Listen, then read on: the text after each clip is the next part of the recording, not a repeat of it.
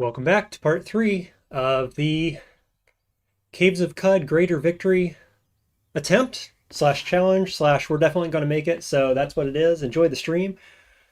Welcome to everybody joining the stream once again. Kenny, I see you're in here. Welcome back. Thanks for joining. Today we're going to be preparing for Bethesda Susa. A little bit of work to do, but not a ton, so we might be getting into it pretty soon here. I want to get this gun rack installed for one thing. And then I've got a couple other cybernetics that we picked up. We're a little short on credits wedges, so that's kind of where we're at with that. Got to find some credit wedges. We can buy them if we get enough money for it. That's an option. But we're pretty stacked on we have Eater's Nectar Injector plus Metamorphic Polygel. We've got Plasma Grenade, Data Discs. We're rolling with the Flamethrower build. Just looking really good overall. Temporal Fugue on our single historic site item that we've got here. So we could do another historic site relatively soon here to get credit wedges. We'll take a look at what's available for that. It's either that or we're buying them. So we'll have to see. Sitting on 23 int agility and then 22 on strength. So very soon going to have 22 strength, which will help with our heavy build we're running here. The flamethrower counts as a heavy weapon, so we need that. Also have a Kimbo, and we're looking at pistol build. So when we get the cybernetic installed here that lets us use multiple weapons, the gun rack rather, we'll be able to use multiple weapons basically. Now, of course, the other thing I've got to think about is that I can't use flamethrower with gun rack unless the flamethrower is floating nearby. So there's going to be I'm going to have to do some tinkering around that, right? I've got to find the magnet to put on the flamethrower, to put in the gun rack, to put it, flamethrower plus spacer pistols. It's kind of what we're going for. So we'll see. Kenny says, why do you have the flamethrower worn on the back? So the flamethrower requires that at baseline. Does not say that here, does it? Let me take it off. I wonder if it says it when it's in inventory. No, it does not. So just as a matter of fact, it requires your back slot. And so if you just say equip auto, see it fills both your left and right missiles and the back slot. And as I was just saying, this is a problem with the gun rack because the gun rack actually does say on here, you cannot wear equipment on your back. Kenny says, oh, like a tank on the back. Yeah, I guess so, right? Like thematically, that's where your oil goes probably. And the gun rack disallows use of that slot as well. And so what you have to do, just to be clear, what I was talking about, what you have to do is tinker your flamethrower with the magnet, which allows it to go in the floating nearby slot. And then it doesn't take up the missile weapons or the back slot, which means then you can install gun rack, which also means then you can install all 4 of your missile slots and still have flamethrower on the back, which is very, very strong, as you might imagine. So that's kind of the direction that we're going. Let's see. I think then what we want to do is just check on historic sites. We've done one. Are any of the other ones in relatively easy locations? Is that T8? I think that might be a T8 one. That's definitely T8. Here's T4 probably, unless it's in the mountains. Let me just look here real quick. Zone tier. You can pull up a zone tier map on the wiki.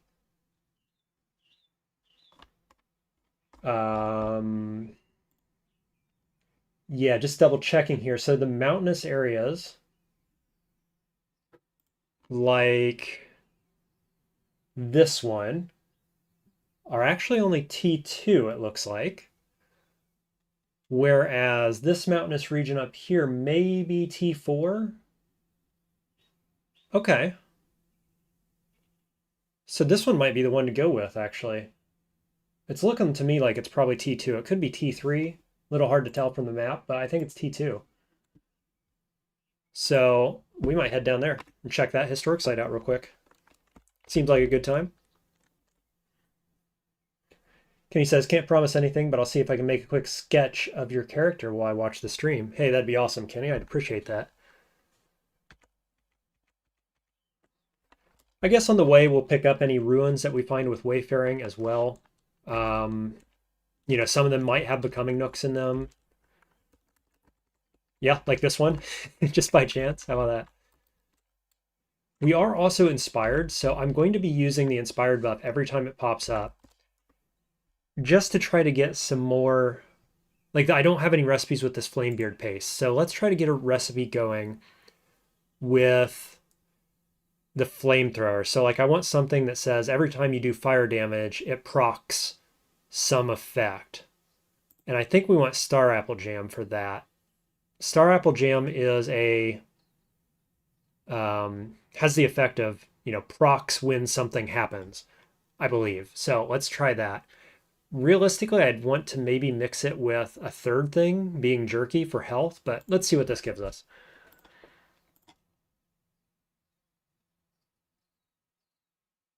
Why didn't I get options? I was inspired. I should have got 3 options there. That's a bit odd. Apparently, Star Apple Jam and Flamebeard, Flamebeard Glam Paste only has 1 option. I've never seen that before. Okay, well, we got something that's not particularly useful. That's all right. I really don't know, though. That should have given me 3 recipes, so I'm guessing there's only 1 combination of those 2 items being mixed together.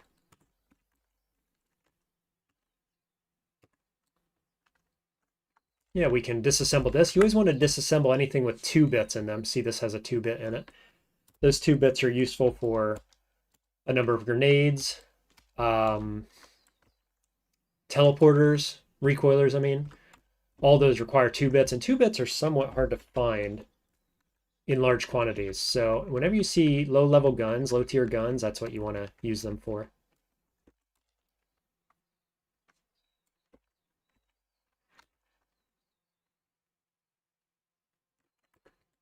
Boy, these ruins have not been particularly productive for us, have they?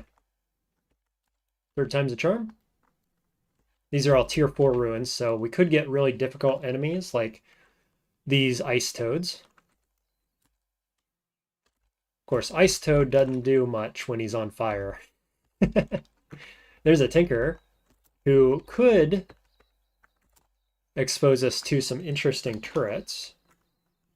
There's a data disk for high explosive grenade Mark II, which is nice in case we ever want to use grenades. That's a good one. The Mark 1s are not particularly useful. The Mark 2s and 3s are very, very powerful. And if you so choose, you could do a build that relied entirely on those grenades. Now this guy is scary. Gelatinous wedges of all kinds are scary.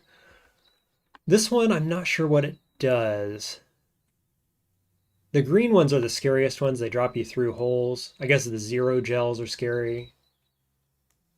Not exactly clear what this one does, but let's try to kill it before it gets in melee. That'll be the main goal. Yep, we one-shot it. Easy game is easy when you got a flamethrower, huh? Ooh, what's this guy? Oh, giant amoeba. I saw a red one and I'm like, oh no, it's the lava one. Because the lava ones can one-shot you, so watch out for those. Have definitely been one-shot before by the lava jellies. No fun. Late game too, like I had played far too much of the game to then get one shot by a lava gel. I was disappointed.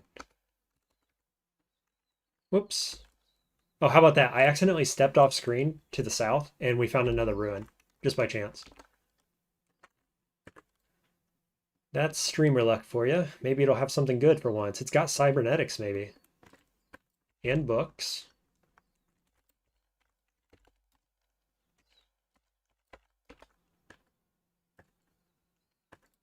Lots of books. Good deal. Hey, look at this.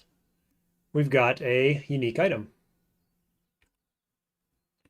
at a historic site. So this historic site, Took will have 2 legendary items and XP for that quest as well. So that's very much worth going to.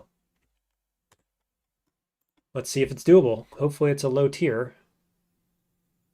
Is that in the Rainbow Woods? It is. That's a little unfortunate. Still potentially doable, but Rainbow Woods is like That's got to be T8, I think, right? Or maybe it's T5, actually. Rainbow Woods. I'm thinking T5. So, probably doable with Flamethrower, realistically. We'll see. Anything in here? It looks like cybernetics area here, but no dice, huh? Yeah, both of them spawned in walls or something, and so I didn't actually get any cybernetics there. Alas. Should we invade a goat folk village? I think we should. Let's do. This will be the first one. Just gotta watch out for the grenadiers. Otherwise, we can probably just one-shot these guys. Mostly they're gonna have carbine weapons, folded carbine maybe. Whoa, took too many steps there. Look at that. I just about ripped. Let's be careful. Slow right down, shall we?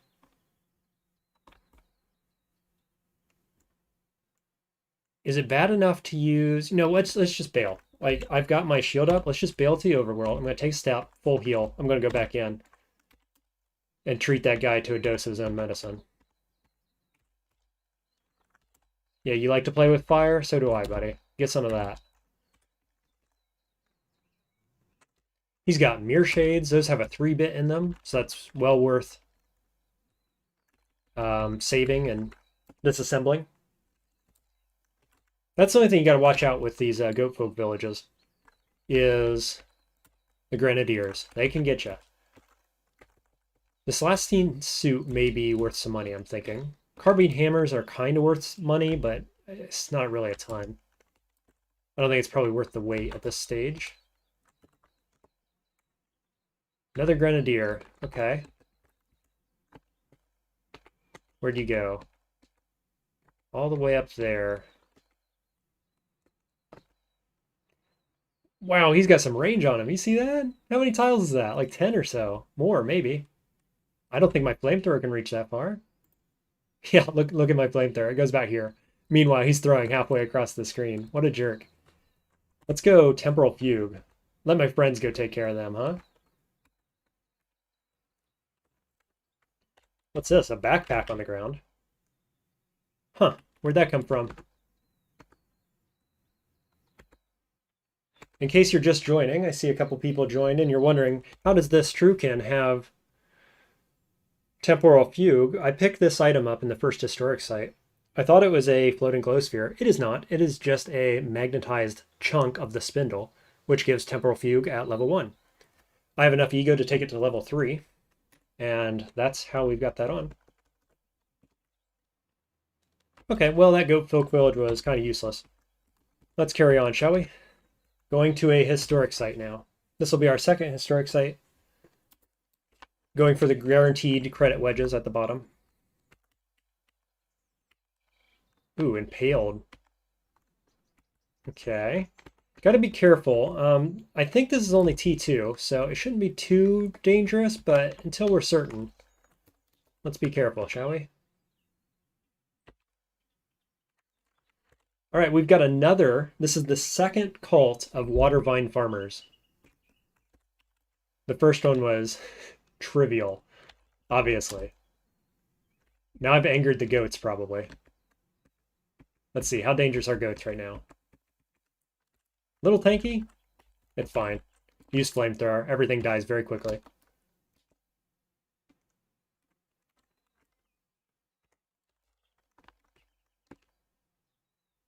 Okay, there's our downstairs. So it is actually the same cult as before when it had water vine farmers and cannibals, which is interesting. Usually you don't see duplicates very often like that. Now, I don't want to use my flamethrower when I'm standing in water like this. That's a good way to kill yourself with steam. So I'm just stepping to a safer location. It looks like I don't have to be that worried about the melee damage on these guys. I do have 8 armor, so seems fine.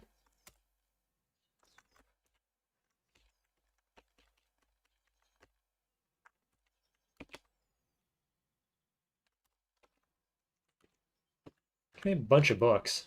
Really good. You know, if nothing else, that's value for us. And we could sell that to buy credit wedges at Yurt Freehold and Ezra both have credit wedges to sell us right now.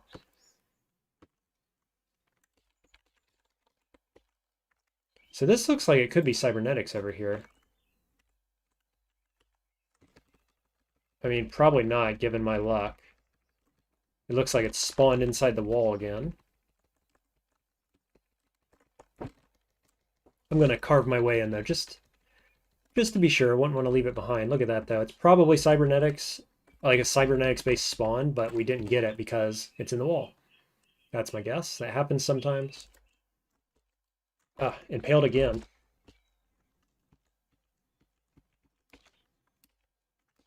And again. Okay. And again. Everything around here wants me dead, that's for sure. Luckily, they're not going to get their wish. So, oops, wrong button. I just hit temporal fugue, meant to cook.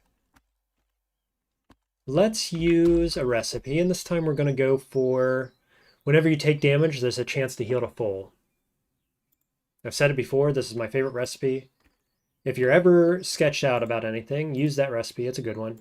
It will oftentimes bail you out of bad situations. And just to be clear, it is any kind of jerky plus star apple jam will give you that recipe. Potentially. You know, use Carbide Chef to get it. Going down. I'm just going to wait a few turns as well to get my temporal fugue back online. Ooh, why are you so tanky? Okay, there's downstairs already. Sometimes these cannibals have injectors and things on them, I think, but I haven't had any luck finding them in this game. More of these guys, the lurking Beths. That's what keeps impaling me, I believe. Very annoying enemy. Usually you don't run into those very often until you get to Tomb of the Eaters. You watch, they're going to be all over this historic site. Hey, cybernetics. Neither of which are particularly good. Phase adaptive scope is alright. But they're worth money, if nothing else. Impaled again.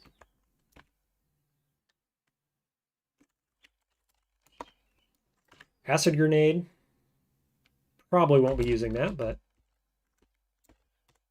Alright, we're heavy. Why are we heavy? We've got a bunch of weapons here. Let's pull the cell out of this, and then throw the club on the ground. Electrified club, we'll drop that as well. Staff, we don't need any of this junk. It's not even worth anything. Oh, we've got a bunch of guns here too. Regular carbine, we're not using that anymore. I'll disassemble it for the 4-bit, which are also very useful. They're used for tinkering the flamethrower or for tinkering up spiral borers, which we could be using later. Also, I'm still hanging on to my old shield, which is 12 pounds. Don't need that. 5 folding chairs. All right, moving on.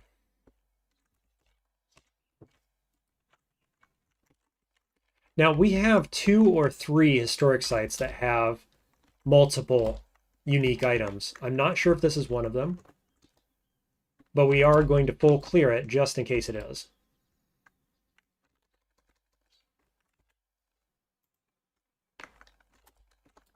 I think I burnt the bookshelf down here. The book's out of the bookshelf. Whoops. That is one downside to using flamethrowers, that sometimes you burn your items. Not often, but it certainly happens once in a while.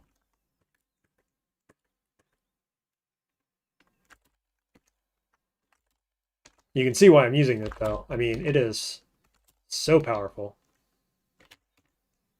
Never mind it that if things don't die in the first turn, they're crowd controlled for the second turn, and pretty much thereafter as well, so it's just my favorite item in the game, no doubt about it.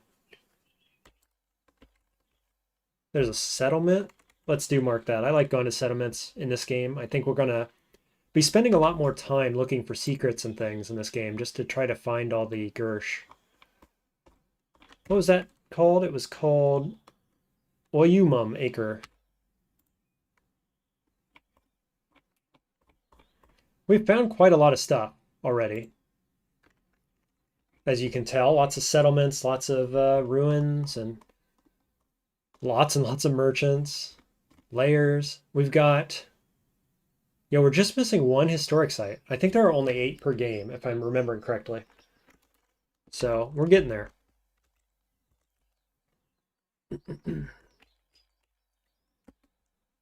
I'm no longer metabolizing, so let's go ahead and cook something up. Let's see, a cook from a recipe. I think I'm going to use something else this time. No, maybe not. I've only got 9 worm jerkies left, and this isn't seeming that problematic or that damaging, so I'm just going to cook food. I don't think we need a recipe for this. If all the enemies are water vine farmers and cultists, or I keep calling them cultists, they are cannibals, these guys, then we don't have much to fear here at all. You know, I say that, watch the unique at the bottom here have a bunch of crazy mental mutations or something, but until it happens, I'm not too worried about it. Impaled again, man. What a pain.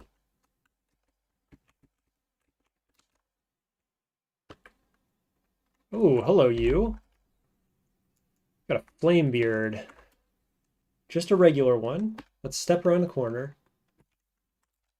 Get him on fire. Okay, this calls for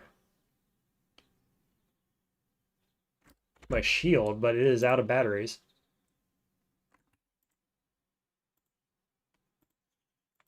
Activate. Pat out the fire. Is he actually immune to fire? Yeah, I'm not damaging him with the flamethrower, so let's flip on double chain pistols and light them up. There we go. Double chain pistols, in case you're wondering, is also quite good. Just in case you haven't found flamethrower at this point.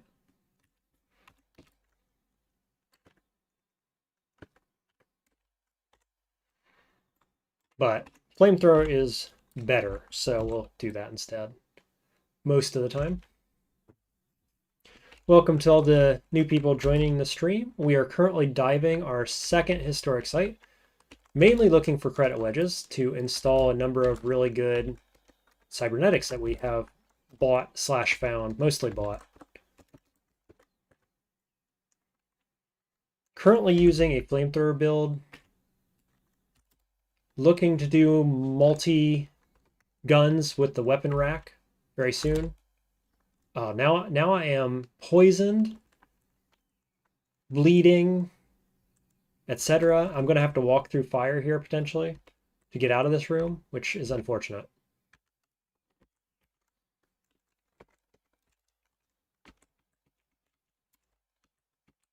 There we go. Took me down to like 20 or 30% health.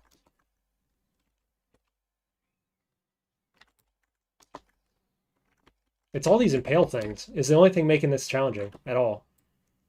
Like the impale still takes me down a decent chunk of health, but the enemies are meaningless almost. So I have so many books from this place. Look at this. Ridiculous. 51 books now. So I've got to find something that's worth a bunch of weight that's not my gun rack to get rid of. Let's see. Oh, Kim Cell here in the Vine Reaper. Let's get rid of that. Utility knives, I guess we can drop all those as well. They're only worth 1 weight, but that's okay. I have multiple toolkits. Let's drop most of those. All these metal chairs I'm picking up. Why? Why, game? Just leave them there. I do not need to pick up every chair. Really. Really don't.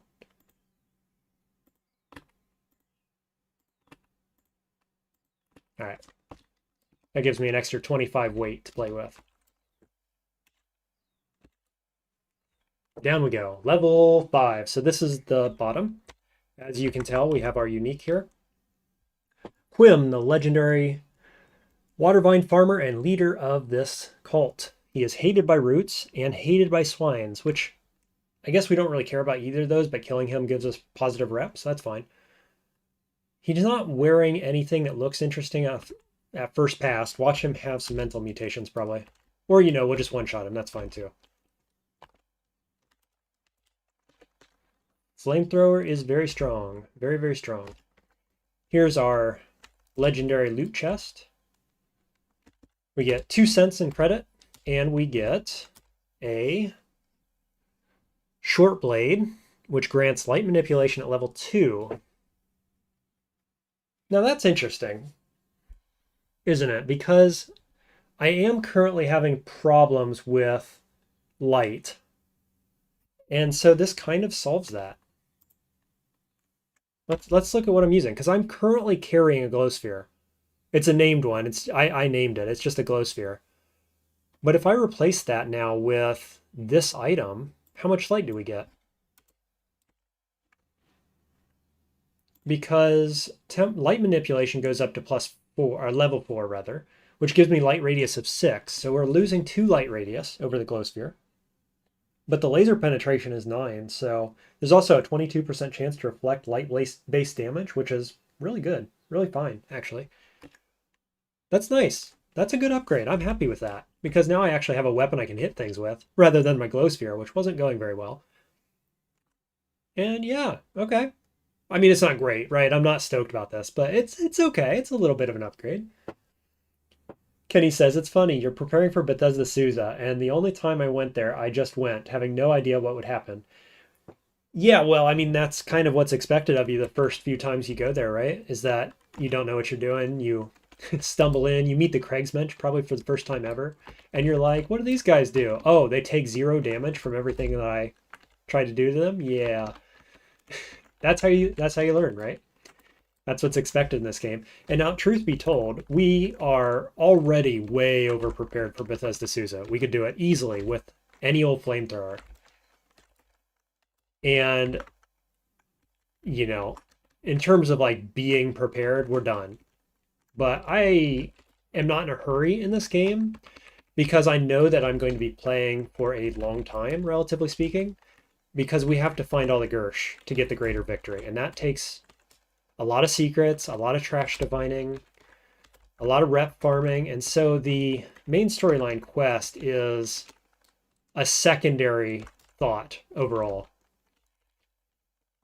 And so part of me, to be fair, is waiting for more people to find the stream and join in before we start Bethesda Susa, because I figure that's why everybody's joining. So we're just doing historic site, get some items, get some credit wedges, build up for it. When a good number of people have joined and everybody's like, yeah, let's do Bethesda, we'll go for Bethesda. There's a lair. I was also vaguely looking for a spiral borer, because that's like definitely the easiest way to do Bethesda. If you've seen my video guides on how to do Bethesda Susa, I do recommend that as my favorite way. Just spiral borer out of there. Of course, my second recommendation is just use flamethrower, and we've got that, so. Okay, let's get out of here. We found our item, we killed our legendary. We've got 50-some books, which is just crazy. So, what was this one called? We'll take it off our list. Sarquazor. That is our second historic site that we've completed. This Took one has 2 legendary items in, and it's in the Rainbow Wood. So if we're feeling ballsy at some point, we could go try to find that. Kenny says, okay, so no more glow sphere. Now you have a sword. I need to change the hand of this sketch already. Sorry about that. I mean, you can, if you're drawing it, draw it at any phase in the game you want, because we're going to be changing quite a bit, at all points in the game. Eventually, we're going to have a weapon rack with 4 different weapons and a floating nearby flamethrower, so it's going to get crazy eventually. I just realized we have nothing on our face. Why is that? It should be the sun veil, which gives me fire resist. But yeah, we've got a little dagger, basically. Just to be clear, it's a short blade. And it glows with, light from the light manipulation mutation. So if you want to add a little flair for that. Our shield, which is also interesting, is an eyeless crab shell. So it's not just any shield. It's a shell of a crab. So we've already got an interesting looking character here going. We're wearing a cowboy hat because it's like literally the only thing I found, I think, for that slot. Look at it. I got 3 of them. So, you know, need to replace that at some point. We have money now. Look at all these books. Ridiculous. 57 of them. 57 books and a bunch of spare cybernetics. So I think we go sell some stuff, yeah? See if we can't buy some wedges and buy a helmet, for God's sake. Maybe buy something else of use. Let's see.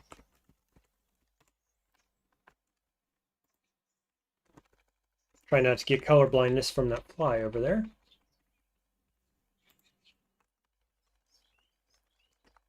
Awesome, Kenny. I'm looking forward to it. Sounds cool. I know you're into the deeper story of all these games. We were talking about Dwarf Fortress, I think, just the other day, right? So I look forward to it, buddy. Let's see what you can sell me.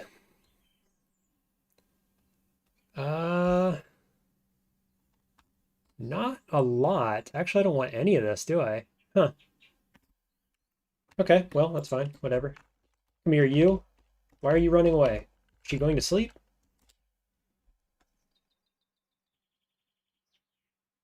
Nothing there, but we will take her credit wedge. So this is one of the guaranteed 3-cent credit wedges. Valued at 900. Are these worth anything? Nah, not really. I already have one of these installed, don't I? I'm pretty sure I do. I think I found 3 of these, but I'm not going to sell the extras quite yet. These are the 3 I want to install. I'm pretty sure I already have the muscular routine, which gives me better throwing. Phase adaptive scope. When you fire a missile weapon or throw something, your projectile shifts phases to pass through obstacles and reach your target.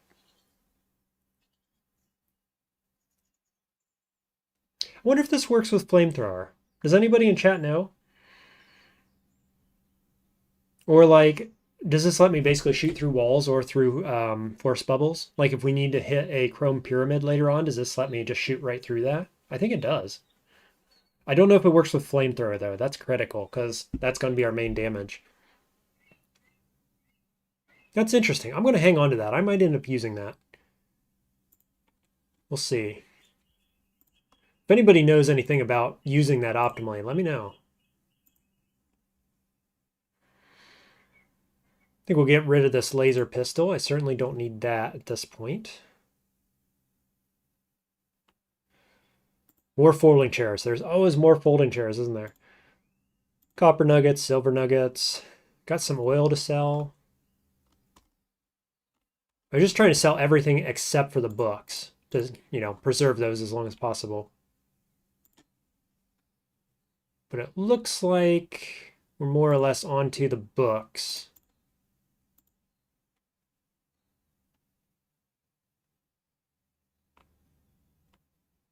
Could start selling oil as well. Let's see. We'll sell a few books and get this credit wedge. But that didn't worth very much. Huh. I thought the illuminated ones were usually worth more. We'll sell the most expensive ones first. What are we at? 980? Close enough. Give me that wedge, please. Okay, now let's go down to the freehold. See about buying that wedge, but I think before we do that, we're going to check for any other loot that might be better for us. I'm just skipping all these because they're like T6 or something. And while I think we could handle T6, I don't really want to just yet because our armor isn't very high. And I'm very sketched out about the deep jungle in general. Oh yeah, there's 2 credit wedges here. I forgot that. And they're cheaper. How about that? Okay, so there's 600 a pop. Let's go check elsewhere first. Already have negative weight. We know that one. Here's some 6 bits. I think we want those. Spray a brain. Interesting. Probably nothing I want to do with that right now, but interesting find. All right, we'll just sell some books here. About like that. Get the 6 bits. Let's go see what Tilly has. Hopefully Tilly has a helmet of some kind.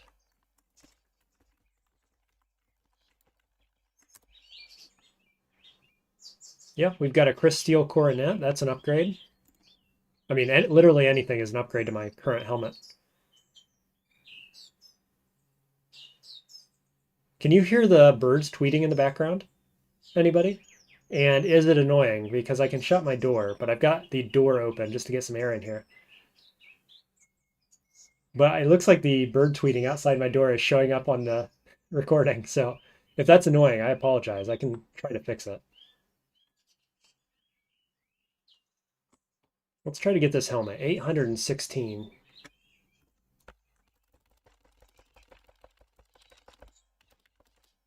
If you didn't know, I'm sitting here in New Zealand and we're late spring, heading into summer, and the birds and the flowers are in bloom, the birds are tweeting and flying about. Everything is hot, lush. It's nice. I know you guys in North America are heading more towards into fall, winter, but Kenny says your reputation with birds must be high. It is.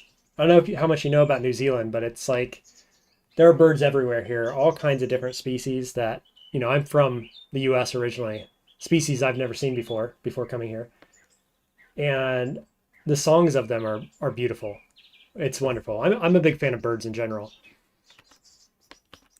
And it's been a real treat coming to New Zealand and meeting a whole bunch of new species. Kenny says, ooh, I'm South America. Summer is coming for us too. Yes, you know what I'm talking about. Getting pretty hot for you, I bet. It's really warm here. On the sunny days, anyway. All right, so I've kind of been saving my metamorphic polygel. The two uses for it I have right now are either for these 3-cent credit wedges or for the Eater's Nectar Injector that I picked up, which I'd really prefer to use it on this. Let's see, I currently have 6 cents, and I think I have 1 in the machine already, so I think I have a total of 7, which means I could install power plants, but I don't have anything that's jacked yet, so don't need to rush on that. I don't want to put gun rack in just yet because flamethrower is using the back slot. I could put the port in and check out these 2 options. So I'm going to leave this. I don't think I'm going to buy it quite yet. Let's go see.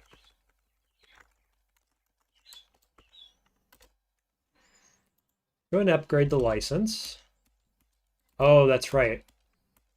The cost is currently 2 credits, so I don't actually have as much money or credits as I thought I did. Points used 5. I have a total of 12 points available. Yes, I do have 7. Should we try the phase adaptive scope? I guess I could put it to the test, right? See if flamethrower works. And I've got enough for intravenous port as well. Timeout on the playing field, though. Let's see what I actually have installed. Whoops. Wrong button. There we go. Yeah, so I don't have that throwing subroutine in my other arm. I don't think we need it. I'm not really throwing right now. Let's go with phase adaptive scope. Let's try this out. It goes in the back slot. That's odd. Why would it go in the back slot? We've also got IV port, which surely goes in the arm, right? Oh, it can go just about anywhere. Let's put it in the feet. I don't think I'm putting anything in the feet in the near term, certainly. Very limited on what can go in the feet. Unless you want to go treads. Or the hydrojets also go in the feet, but I don't think we want those. Yeah, so let's go scope. I guess we'll put it in the back. Because we're not using back slot right now.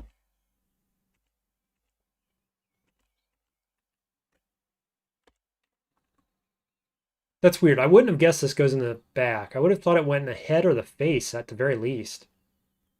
This is weird. Yeah, so it says projectile shift phase to pass through obstacles and reach your target. Let's see if it works with flamethrower. I'm interested. The port that we just put in, effective tonics last twice as long. So that means more healing. It means more phasing. It means, you know, more fire resistance, stuff like that. So it's good. It's nice. The what's it called? The med assistive port or something like that is the other one that's really good. It just auto injects you when you need the things. That's always a fun one too.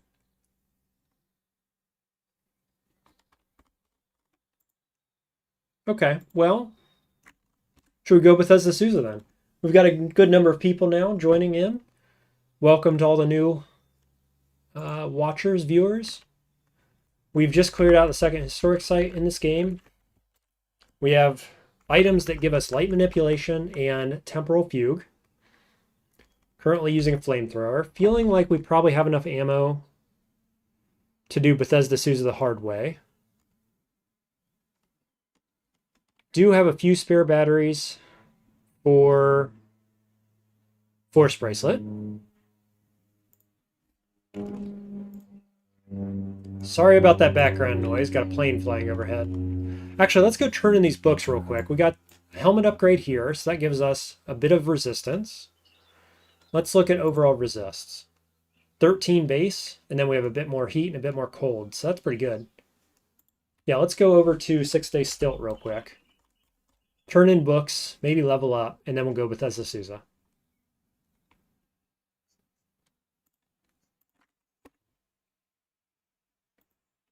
Notice we have a chrome pyramid here in the Mushroom Village, just hanging out, doing chrome pyramid things. Bounding boots, interesting. I don't think we actually want them, probably. More salve injectors? I might as well buy these, right? Or do I say not really, because we'll get some from Bethesda Susa. We've got 6 right now. That's plenty. That's really plenty. Okay.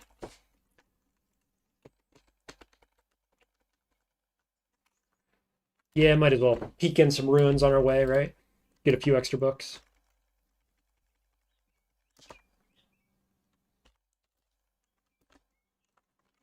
A lair of a fly. Don't think I'll be going there. Seems like color blindness just waiting to happen doing that.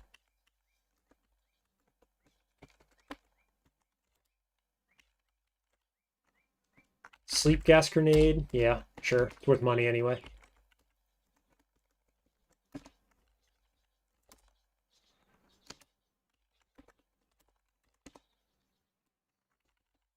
I guess maybe we should pick up just a little bit more oil before we go into. We probably have enough. At 150, it's probably enough, but it's kind of close. No reason to risk it. Did I not hit the button? Go in, please.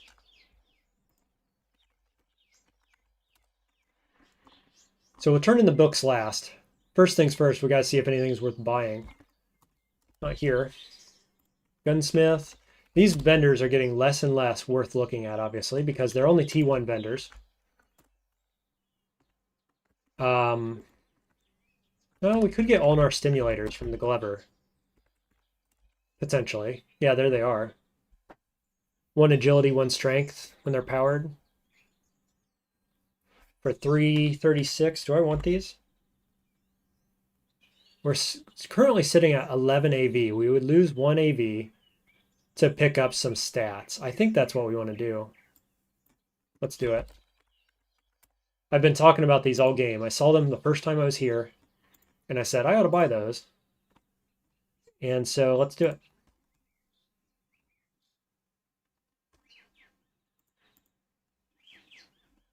Need just a little more in terms of books. Pretty much 1-to-1 trade there. Cool, so that's more agility, more strength. Came with a battery.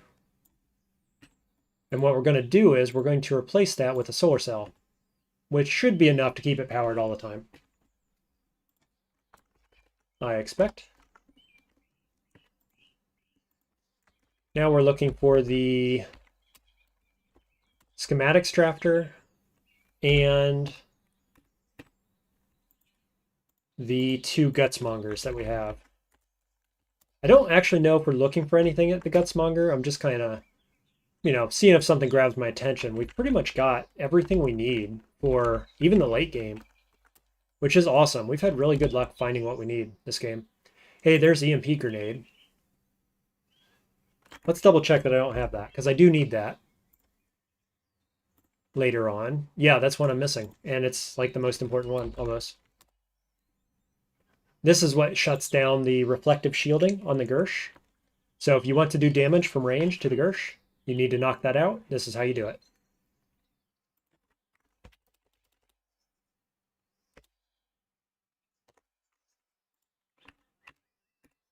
Sweet.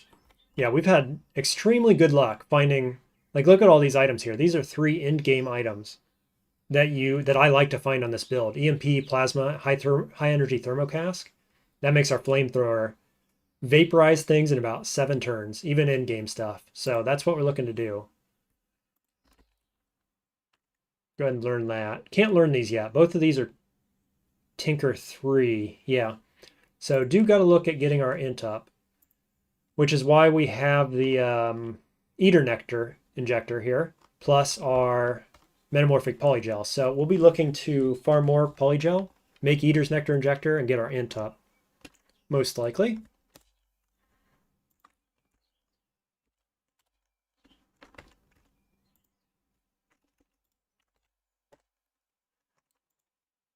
Here's the first Gutsmonger.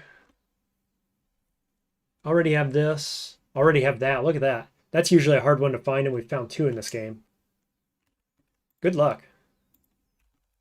Oh, let's check the Ichor Merchant as well. I always like to do that, just in case we can get some neat secrets. Already knew that one, unfortunately. Other Gutsmonger.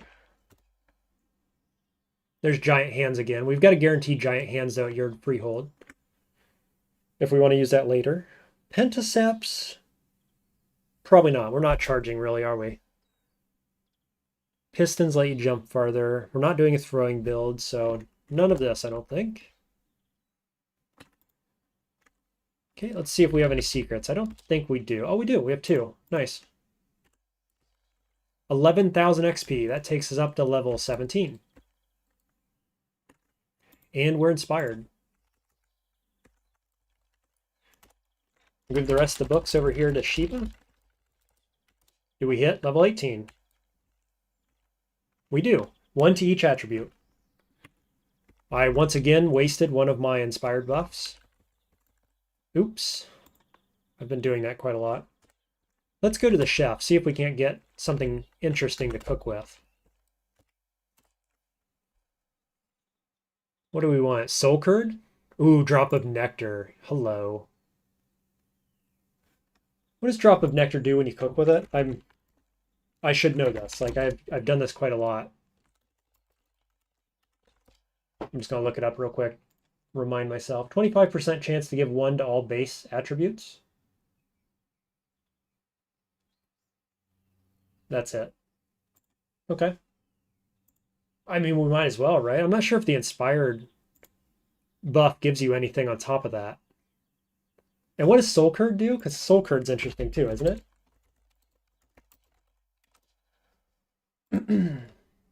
It comes from the Ubernostrum injector, and it adds powerful regen and healing-based effects when used in cooking. So, tell you what, let's save Drop of Nectar. Let's buy both of these. We'll save this one. We'll do it separately. And we're going to do a Soul Curd recipe before we go into Bela, I think. Congealed Blaze. Yeah, we could play around with that. That'll be, fire-based stuff. Oh, wow. I didn't realize how expensive this was. Do I have money for that?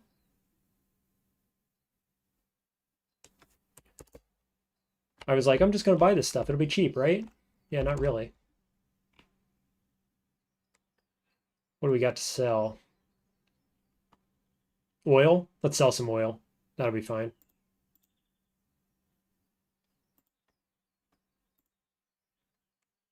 That's almost enough. One more thing.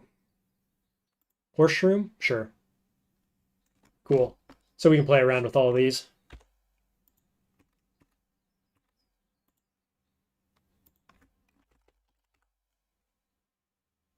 Choose ingredients to cook with. So let's go ahead and do something with the blaze, congealed blaze, I think. Because if this gives us something good, we can always buy more of these or make more of them from the blaze injectors. So what I'm trying to do is get something that triggers when I do fire damage with my flamethrower. A heal, or maybe like phasing or extra damage buff, or I don't know, something like that, right? So let's just see if we can do something with it. I think we want Star Apple Jam. I could also do something like Spark Tick Plasma. So like whenever I do fire damage, I also do electrical damage. That might be interesting. Or dried law petals could be like whenever you do fire damage, you get fear effects. That would be cool. You know what? Let's mix it with jerky and see if we can't get health-based effects.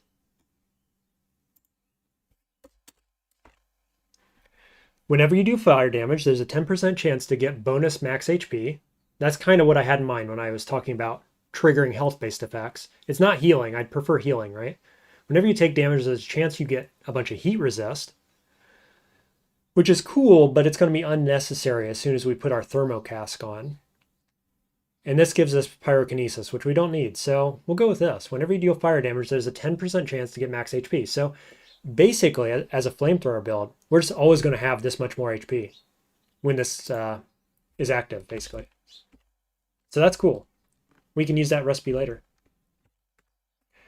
Now we're also going to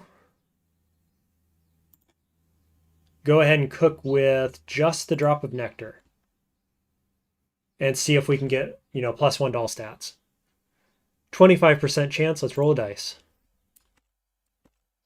Nothing happened. Of course it didn't. I mean, that's usually going to be the case, and that's fine. We paid 200 for that chance. That's okay. Now, we did just level up twice, though. We got +1 in all stats, so our strength is up high enough to get tank, which will reduce our movement penalty for using the flamethrower. Let's go back. We're at 24 int and 25 agility. Those +1s there are due to our ulnar stimulators we've just put on. So what else? We got 292 here. Let's go. We're not going to get any more in heavy weapon. We do want disarming shot probably, but we're not using pistols currently, so we'll skip it for now. Rivers and lakes is good, so we don't get lost around Yurt Freehold. Let's do that. We could look at going into Snake Oiler. Just given the rep that our consortium friends have, we are not going to be getting Snake Oiler for quite a long time. So we could get this, or we could get Fasting Way, which is, now that I'm thinking about it, much better. So let's do that. Since we're playing around with a lot more food-based effects this game, so we'll go that direction. Get Fasting Way, make them last longer. Okay. Looking good, feeling great. Feeling relatively defensive at 10 AV, good resists. Let's do Bethesda Susa, I think.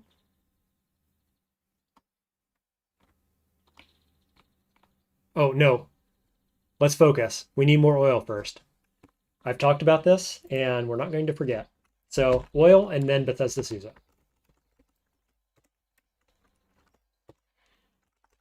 That's a thing that I often do, is forget that I need oil for the next location. And I get like halfway into it and then run out of ammo. I did that against a Gersh in one of the recent games. I don't know if anybody was there for that stream. I was live streaming against a Gersh with my flamethrower, and I run out of ammo, and I'm like, well, I guess we're going to have to bail and come back later, which is quite unfortunate.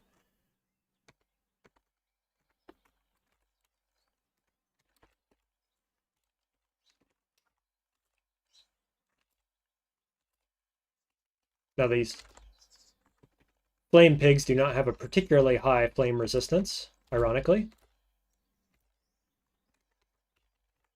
Bad news for them.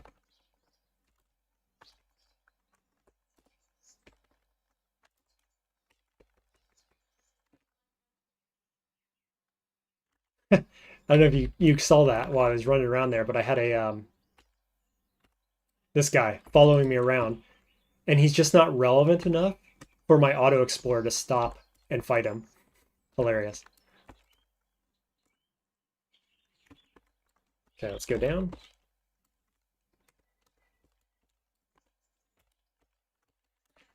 Back up to about 150 oil, I think.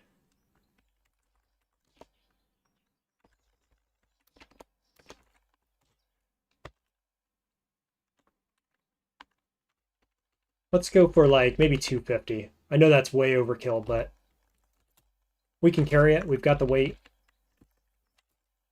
And then we're just definitely not going to run out. I've already been to these bones, right? Yes. Oh, that's not what I wanted. Dram of salty oil. Can't use that. Let's pour it out.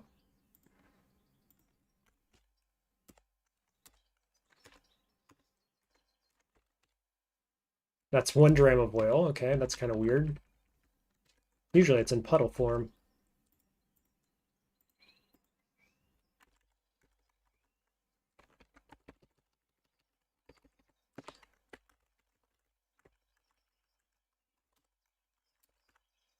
There we go. Let's check. Is that about 200? 120, 80, 200. Yeah, let's grab one more puddle. Then we'll call it good. There we are. What's our weight? Got enough weight to carry out loot. Okay, I think we're good. Let's go to Bethesda.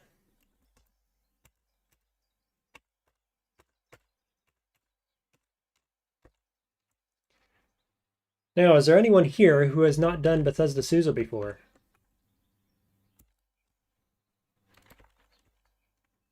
Because I am going to be doing every floor, it looks like. I haven't got any ways to skip like I often do. So you're going to be seeing everything. There's going to be some spoilers. Kenny says, let's go. All right. Good enough for me.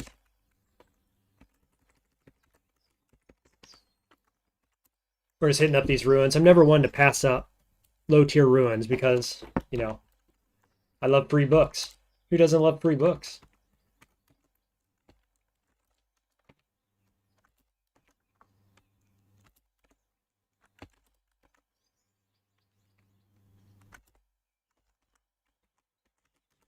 So we'll do these real quick. This will be the last one, I bet.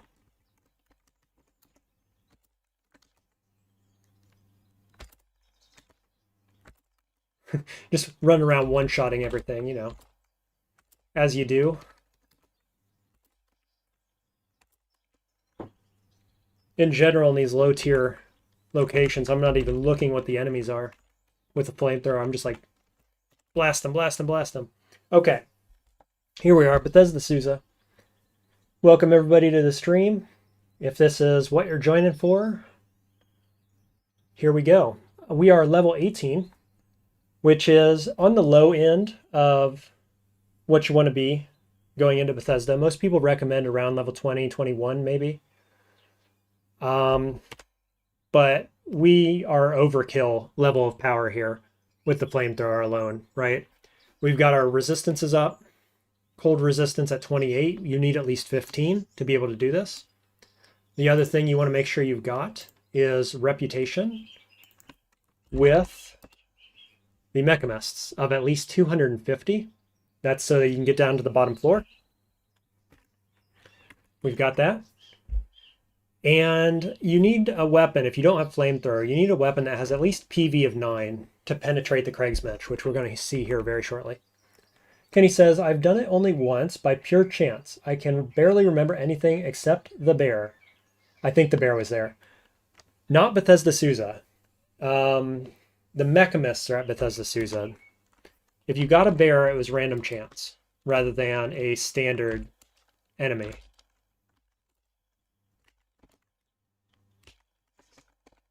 The Bethesda Susa is the holy site, the bottom of it anyways, the holy site of the Mechamists. And so if you go there without 250 rep with Mechamists, they will attempt to kill you. Probably you're strong enough to kill them first, if you're able to get all the way through Bethesda Susa. You still don't want to fight it if you don't have to, because, you know, they're friendly folk, generally speaking. You notice how quickly we're killing the Kriegsmensch here, though, with Flamethrower. If you don't have Flamethrower, like I said, PV of 9 will be much slower than this, but still viable. Kenny says, oh, so I haven't done Bethesda after all, maybe. Probably you're thinking about Gritgate, right? You went down to Gritgate, where the bears live. I expect that's what you're thinking of. As a matter of fact, we have been to Gritgate. To get into Gritgate, you have to do Golgotha, which is the sewage place, or the trash dump, if you will. Then you go back to Gritgate, they let you in, you talk to the bears, and then they give you this quest. So that's where we're at. That's how we got here. This is really the first big dungeon. Golgotha is a dungeon too, but it is only 5 levels deep. Pretty hard though, if you do the whole thing the normal way. This one is like, what is it, 16 levels or 15 levels, something like that. So we're not inspired, so I'm not going to do any new recipe. I'm just going to use my standard. Whenever you take damage, there's a chance to heal. Now this entryway here could be a little spicy, but we have cold resist, so we're not afraid of the cold damage that could be down here. We're mostly afraid of Kriegsmensch still. Gyre White there. We're just going to kind of pass the turn. Oftentimes you can see the Kriegsmensch is attacking the Gyre White, so a lot of times you'll see the enemies killing each other. Hologram bracelet. Hello. I absolutely want that. Oh no! Oh no, I automatically picked it up. I thought I burnt it. We're good. We got a hologram bracelet now. Neat. I think I'm going to put that on instead of this little buckler. Iron buckler, who cares? Hologram bracelet. Upgrade. Nice.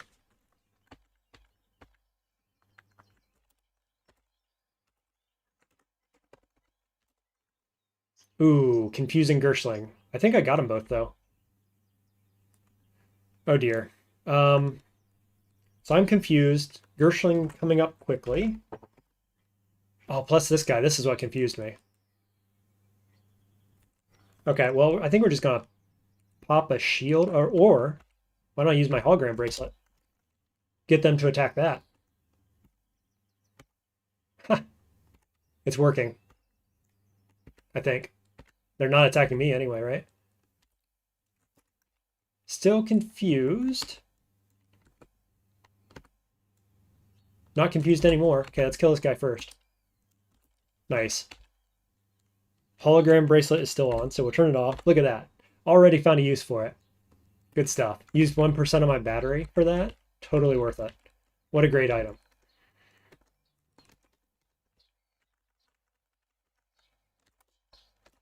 Watch out for Steam.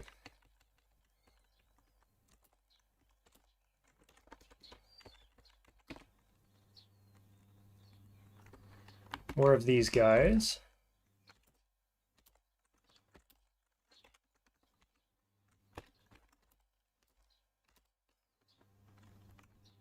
Flaming Gershbangs. Oh, they were on the ground there. Okay.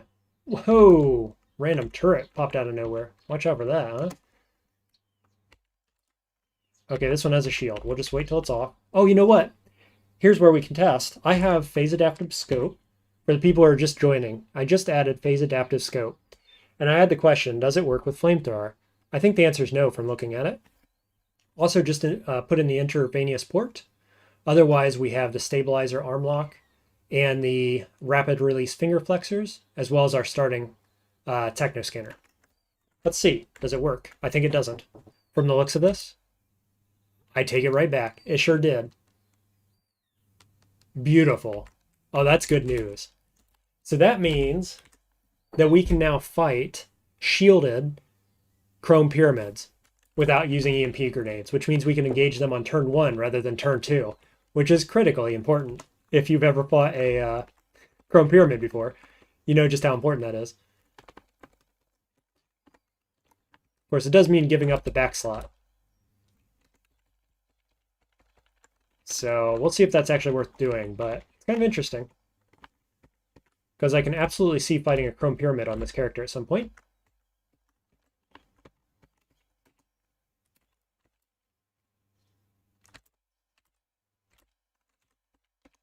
All right, that's just about this floor. Good enough.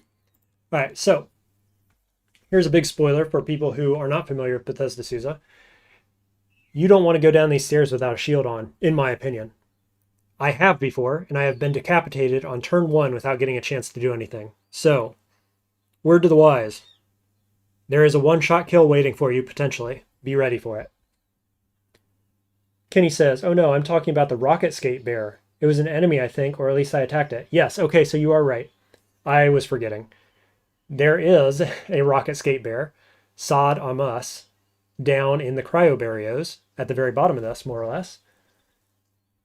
And he's he will attack you. Calling him an enemy is lore-wise questionable. I don't know the depth and breadth of it, but he might be the guy who is meant to defend the world or something. But he will absolutely attack you on sight. So in general, you don't want to open that up.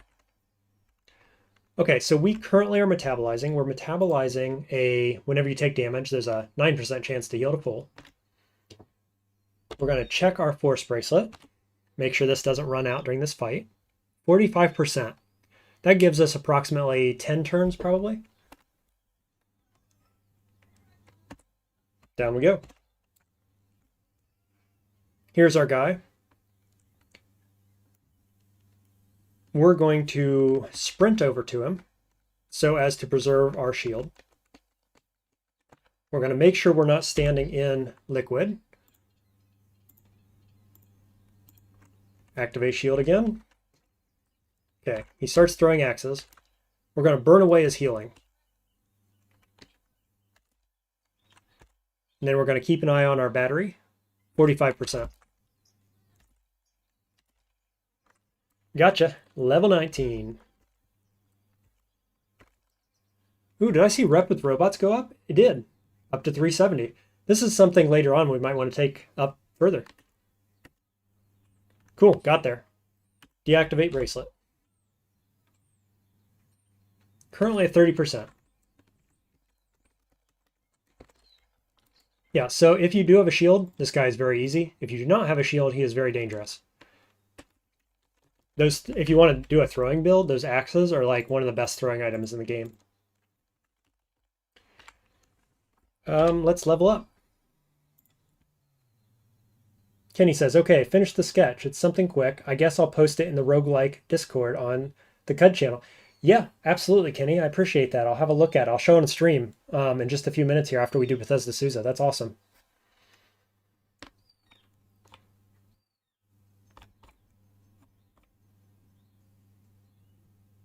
I don't think there's anything I want right now in terms of abilities, so we'll just save our points. We'll keep cruising.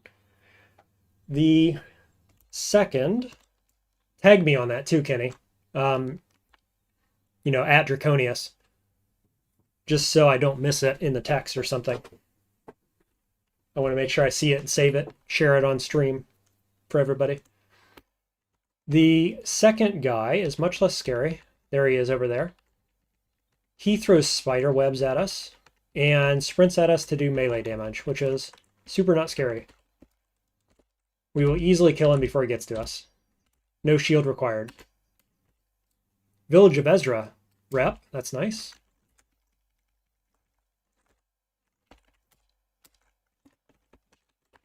If you are killing these guys slower than I am, with less crowd control, be aware that they can spawn small trolls as adds, and they can quickly overwhelm you if your damage is slower than mine is. So Word to the wise. Now, this guy is absolutely the trickiest of the bunch. He's invisible, and he does a ton of melee damage if you let him. So the trick is to look for him dripping with convalescence. So he should spawn in the liquid somewhere. And he should make footprints. Now, I'm not seeing him. So here's what we're going to do. We're going to go hologram bracelet. We're going to put it here. And I'm going to send it that direction just to try to pull him out, right? I'm just trying to like, okay, there he is. See this? This is what you want to look for. So I know he's over here. I was just getting worried that he could be like right here. And so now that I know he's over here, I'm going to turn this off. I'm going to go this direction. Now we're going to run right into him here really soon. And so I'm going to probably pop Force Bracelet. If we can figure out where he's at, then we can flamethrower him. But until that, I don't want to get hit because he hits hard. So I think we're going to go for Force Bracelet. We're going to make sure it doesn't run out. It has. Just looking for more footprints. Not seeing any.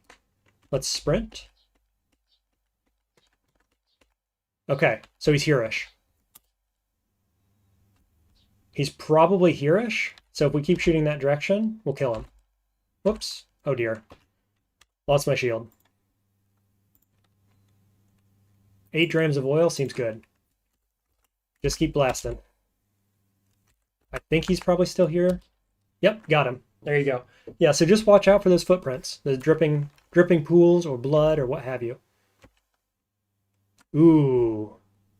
This is scary. I'm really close to negative, like offensively negative Beetle rep. You don't want that. Pariah's went up. That's nice. We'll use that rep. Okay. So there's all 3 fights with the trolls. Most new players will find those to be the hardest part of Bethesda Susa. Other than probably the twinning lampreys, which we will run into relatively soon. Now, having this on a combustion cell is really nice for us since we're flamethrower build and have lots of oil. So we can just constantly refresh this as we go.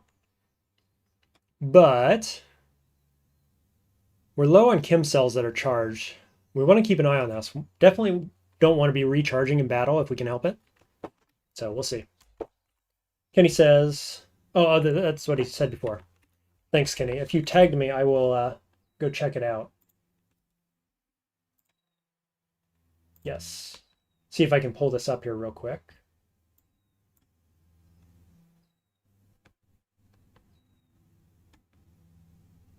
Awesome, Kenny. I found it. It's beautiful. Let me see here. I'm just working on my other screen. Bear with me a second. Why can I not save this? There we go.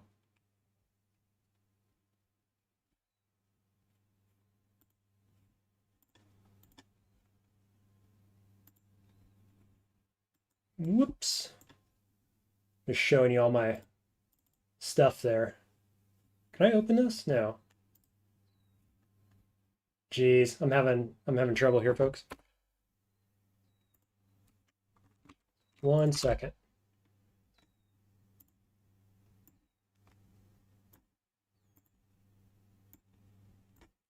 There you go. Hey, Kenny, thanks for this. So yeah, Kenny from the stream has been sketching this just during this stream, I believe. So we've got the glow sphere, we've got my dagger, my crab shell shield, flamethrower on the back, the cowboy hat that I was wearing until very recently here. Well done, mate. Love it. Very cool. Oh no, it's cool, Kenny. I wanted to show everybody your work there. I like that. It adds a little something extra to what we're doing here. Maybe I will add that to a thumbnail, actually, if you don't mind me using it for such a thing. I'll add it to the next thumbnail for the next stream. Let me know if you're okay with that. Meanwhile, down we go.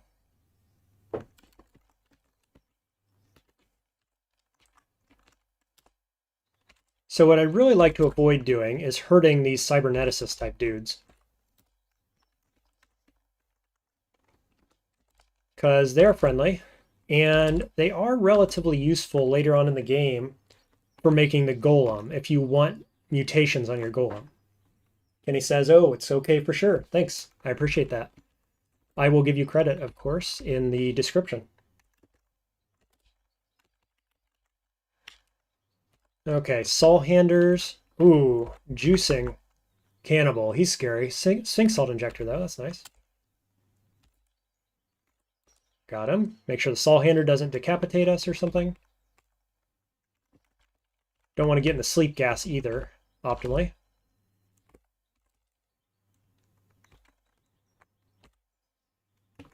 Did I get the Sphinx Salt Injector? I must have, or I burnt it. I'm not sure which. It's gone, though, either way. Maybe it's in my inventory. No, I had two before. Either he used it or I burnt it. Okay, there's a cloneling. Got him. Ooh, crab. Crab is tankier than expected.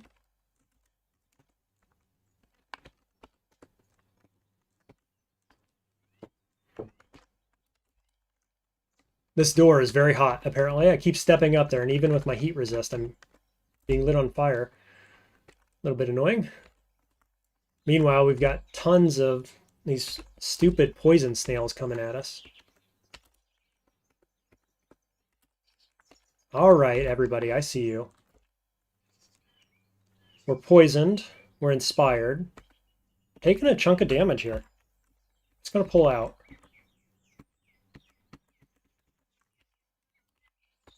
And reset that fight. Kenny says, hearing you talk about all the stuff in CUD makes me realize I only saw like 1% of the game. It's deep. There is a lot to it. A lot you can do. A lot of things to discover. That's really its charm, I think. And to be fair, you know, I don't do everything that you can do in this game, right? I don't play around with inhabiting other bodies, for instance. And just that mechanism opens up a whole different aspect of the game. When you start playing as goats and doors and other objects and things like that, right? Leads to a very different game. Let's try not to anger these Beetles, shall we? God, there's so many slugs. Try to smash these. Well, let's go find the slug mother. That'd be the main thing to do, huh?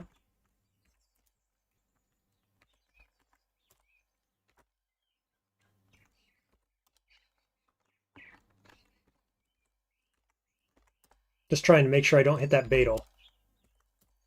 Is what I'm doing with my positioning there. I guess I have a dagger in my hand too. I could use it rather than shooting fire all the time. Dude, these guys are annoying. They just keep coming. And they hurt. The poison hurts. I have no poison resist. There's level 20. Got a little HP there. I might just dive. I mean, there are Beetles here, but... we're going to fight. I talked myself right out of that, didn't I? There are Beetles here. Good enough. Let's stay. Question is, do I want to heal? I'm currently ill, but not poisoned, so healing has less effect. I could summon allies. Temporal Fugue. I just don't know where that snail mother is. It must be up here somewhere. So I could run around. I just hate these little slugs. They're going to be spawning all over the place.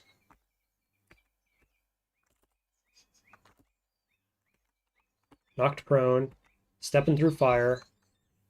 Let's check this. What's in here? Oh, hello. Homogenized convalescence.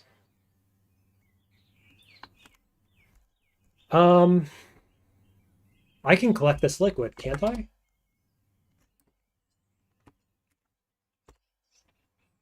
Yeah. So I'm pretty sure this will let me recharge one of these chambers, which is in your freehold later on, if we want.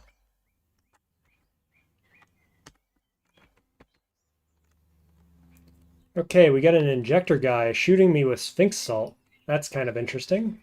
I don't see a downside to that, right?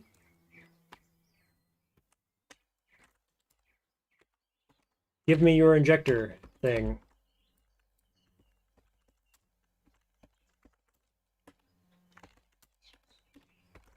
All right. Any injectors here? Yeah, a couple. Let's take a chance to heal, shall we? I know that slugs are slugs are spawning while I'm doing this, but I think it's worth it to heal up.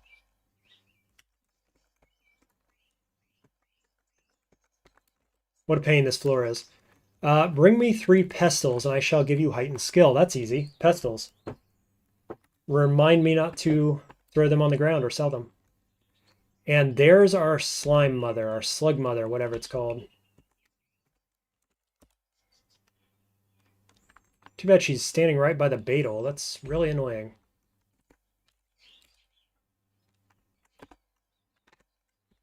Where'd you go? Did I mention I really, really dislike these enemies?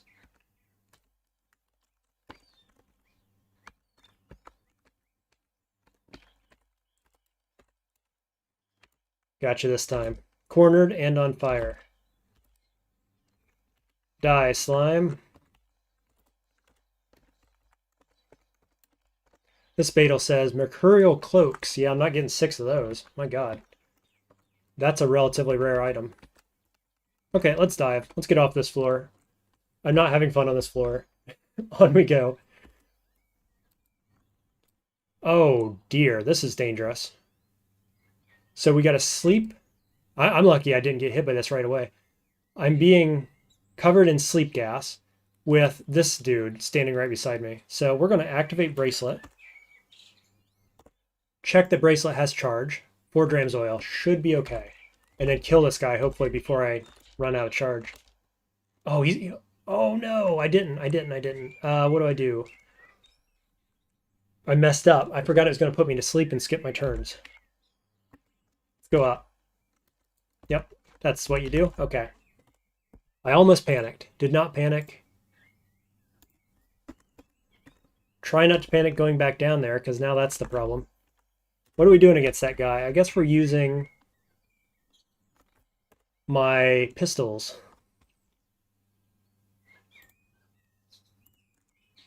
So I've got double chain pistols here. Triple chain, quadruple chain pistols even. How did I get all those? I only had 2 originally. Liquid cooled chain pistol. Neat. Weapons rate of fire is increased by 2, but requires pure water to function. 1 in 10 chance 1 drams consumed. Neat. So when I get the 4 back slots, 4 missile slots, I can use all these, which will be cool. For now, we're going to use them both.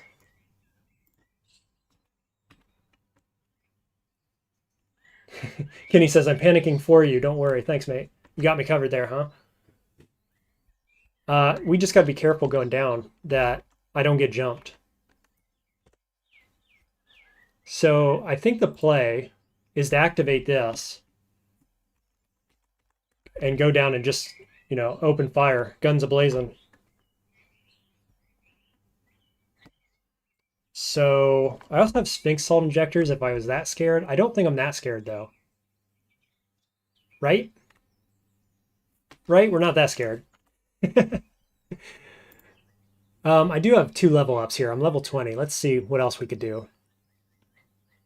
More shields, perhaps? Go up to 75% chance to block. That seems good. Oh, shake it off seems really good too. Dazed and stun effects have a chance to be shaken off. Let's do that. Let's do swimming. I could have got poison tolerance. Whoops. Next time. Okay, pop shield. Go down, don't die. Yeah, we got 2 of these guys, man. So if I'd gone down here without a shield and got put to sleep, which I see is dead now, but if it was still here, these guys could absolutely kill me. The only problem is that these guys drop normality gas, which will deactivate my shield. So let's try to kill one at least, huh? That's one. Phase shield is off.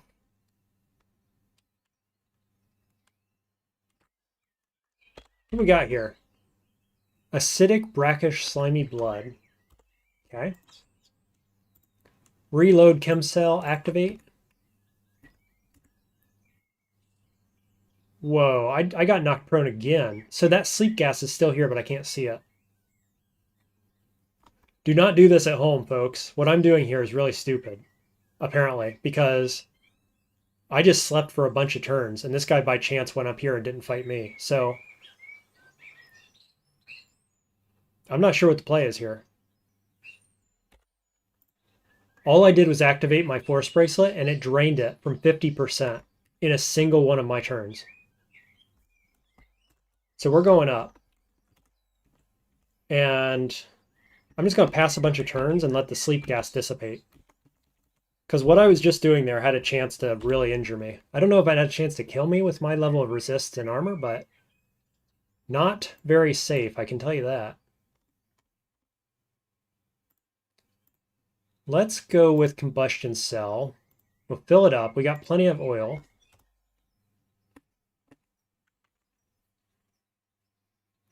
What do we do here? I guess we just try again with shield up. Oh, the other thing is you're standing in acid. That's fine. Go ahead. Let's try to get out of this, shall we? Something is shooting over here. Phase spider. All kinds of dangerous stuff here. This is wild. Pretty sure I'm swimming through acid still.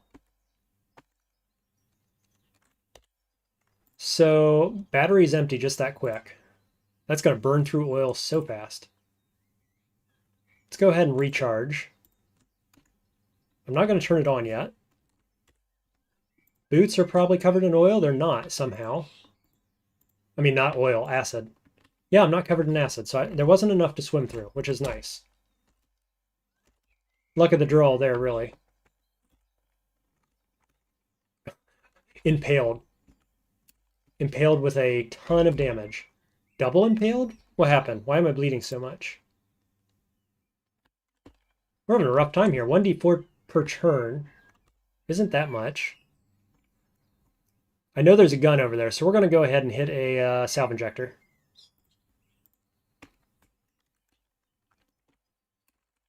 Just for good measure. Bring me 3 rapid release finger flexors, and I will grant you heightened skill. Boy, these Beetles don't ask for much, do they? Oh, God. I think, yeah, I can push him down. If I turn on bracelet right here, it pushes him down 1. So let's do that. And we'll step back. Turn this off. Let him come around corner, or I guess we could just do this. Let them kill him. Are they going to do it or what? Yeah, there we go. One shot him. Nice.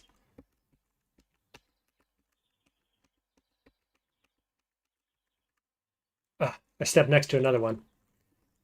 Come on, Draconius, play a little better than this.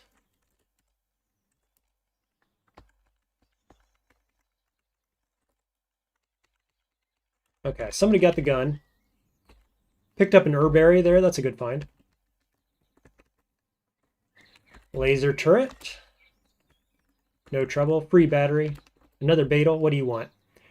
5 opal palmed steel battle axes. That's really specific. I don't expect I'm finding 5 of those. I haven't even found one.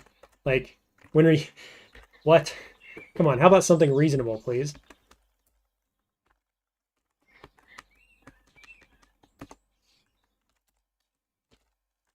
Oh, shoot. Wrong button. Accidentally attacked a neutral ally there. So now we're at war with these convalescent slimes, which is unfortunate.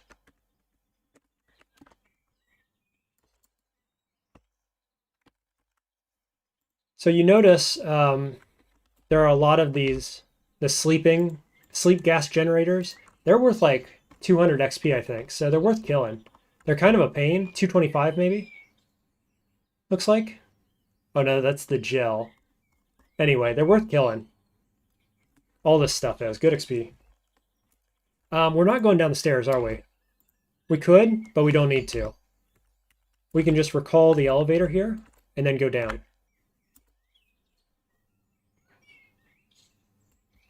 Wait a minute. Yeah, okay, there we go. Down to level 11.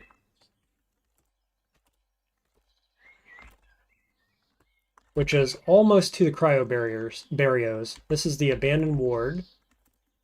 Barrios have credit wedges, guaranteed cybernetics.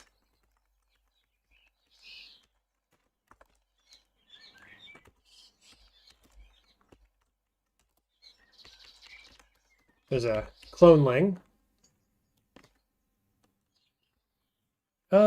I could try to get his cloning drought out of him using chain pistol. No dice. Sometimes I believe they squirt it out on the ground and you can pick it up. Not that time.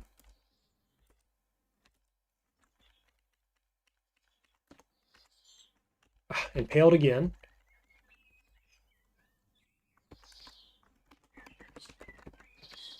Again, just trying not to upset those cyberneticists running around, because they're neutral. And we might eventually want their body parts to put in our golem, because it can give you mutations.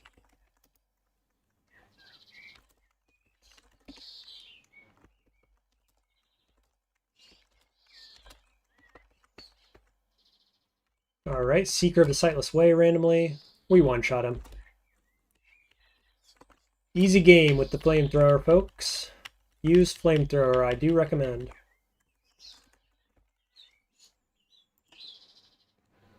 Test says, when I beat this, I just spammed light manipulation, which never misses, costs nothing, has a dozen charges. One of the most poorly balanced roguelikes I've played. Well, welcome to the stream, Test. I agree with your second point. It is not a balanced roguelike. But I don't think that's what they really went for, right? There are numerous ways to break the game, and I kind of think that's part of the point, right? That's some of the fun of it, really. Light manipulation. Oh dear. Let's be careful. This dude is summoning plants. I'll just finish my sentence before I fight this. Light manipulation is amazing. Early game, it's one of my favorite mutations because, like you say, it recharges, is essentially free. It's a light source. It's really good. Never misses. Goes up to like PV 12 or better, I think, if you keep leveling it. Really, really good. I think it's underrated as a mutation. But it does not kill end-game boss-type enemies, right? And so that's why I won't say it's overpowered or something. It's probably not really that balanced for early game. And so I think if you're going to do anything to balance it out, it would be nerf the early game potential. I don't know how you do that. I'm just suggesting that's when it's too powerful. But once you get to this, Bethesda Susa, like, it's probably a little better than a Masterwork Carbine, definitely, but you've had to put points into it. And so that's fair, I think, you know. I still think Flamethrower is better, no question about it in my mind. So, everything has trade-offs. You know, you only get so many shots with the laser. Light manipulation. So that's kind of its downside. And your light radius reduces every time you use it, right? Or after a certain threshold, something like that. So, you know, good weapon though. Good mutation. One of my favorites. Okay, so this guy is about to punch us, which is quite unfortunate because we can't be punched to a safe location. So what is our play here? I could light it on fire, which seems pretty good.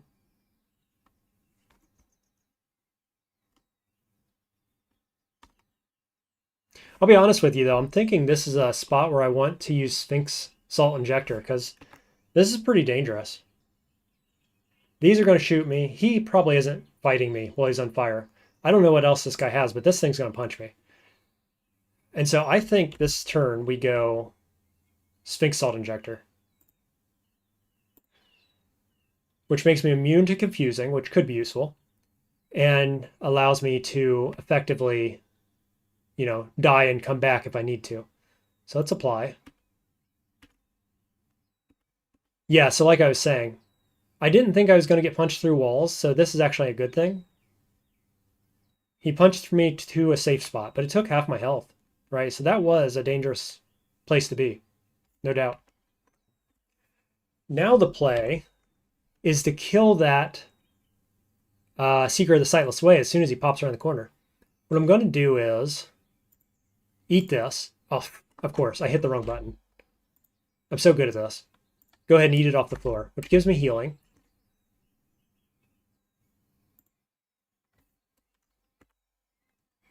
And then we're just going to stand right here and blast these guys as they come around the corner while I heal. Definitely kill that irritable palm as well. Floating glow sphere destroyed. Excuse me? Is that in my inventory or is that on the floor? Must be on the floor. Nothing else is on fire. Oh, this Gersh guy was holding it, I think. Yeah, all of his items are burning. Who cares?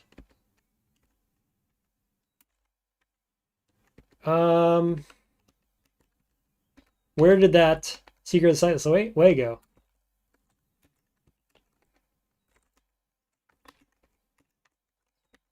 That's a little scary. I'd rather not fight him again. If I'm fighting something else and he pops around the corner, that's not how I want to engage that. For example. Did I kill him? I'm not even sure.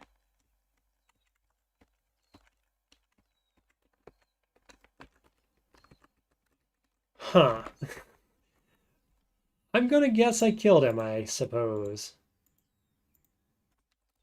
He doesn't appear to be here for what it's worth.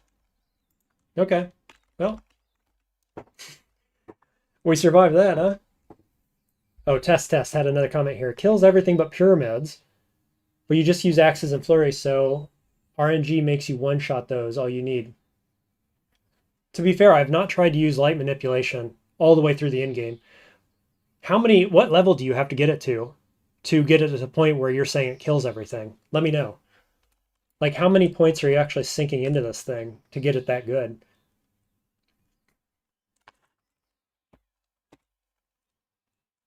Okay, I step down. I'm immediately on fire.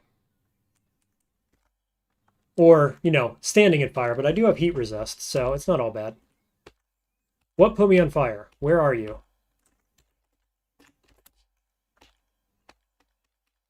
Huh. Okay. Well, somebody tried to put me on fire, and I have no idea what it was. Did I just shoot this guy on accident? No. Okay, cool. There he is. Gotcha. When you aim at the best, you best not miss. And he missed.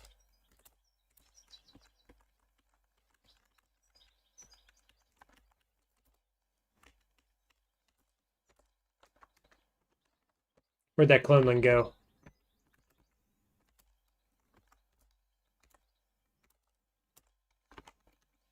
Unclear. There he is.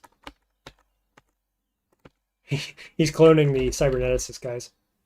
Or these are mechamists, aren't they?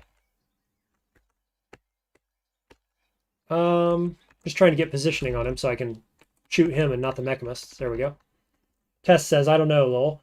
I just had it and the shield skill and dumped all of those. So it was super high. Only struggle was the V-ooze enemies.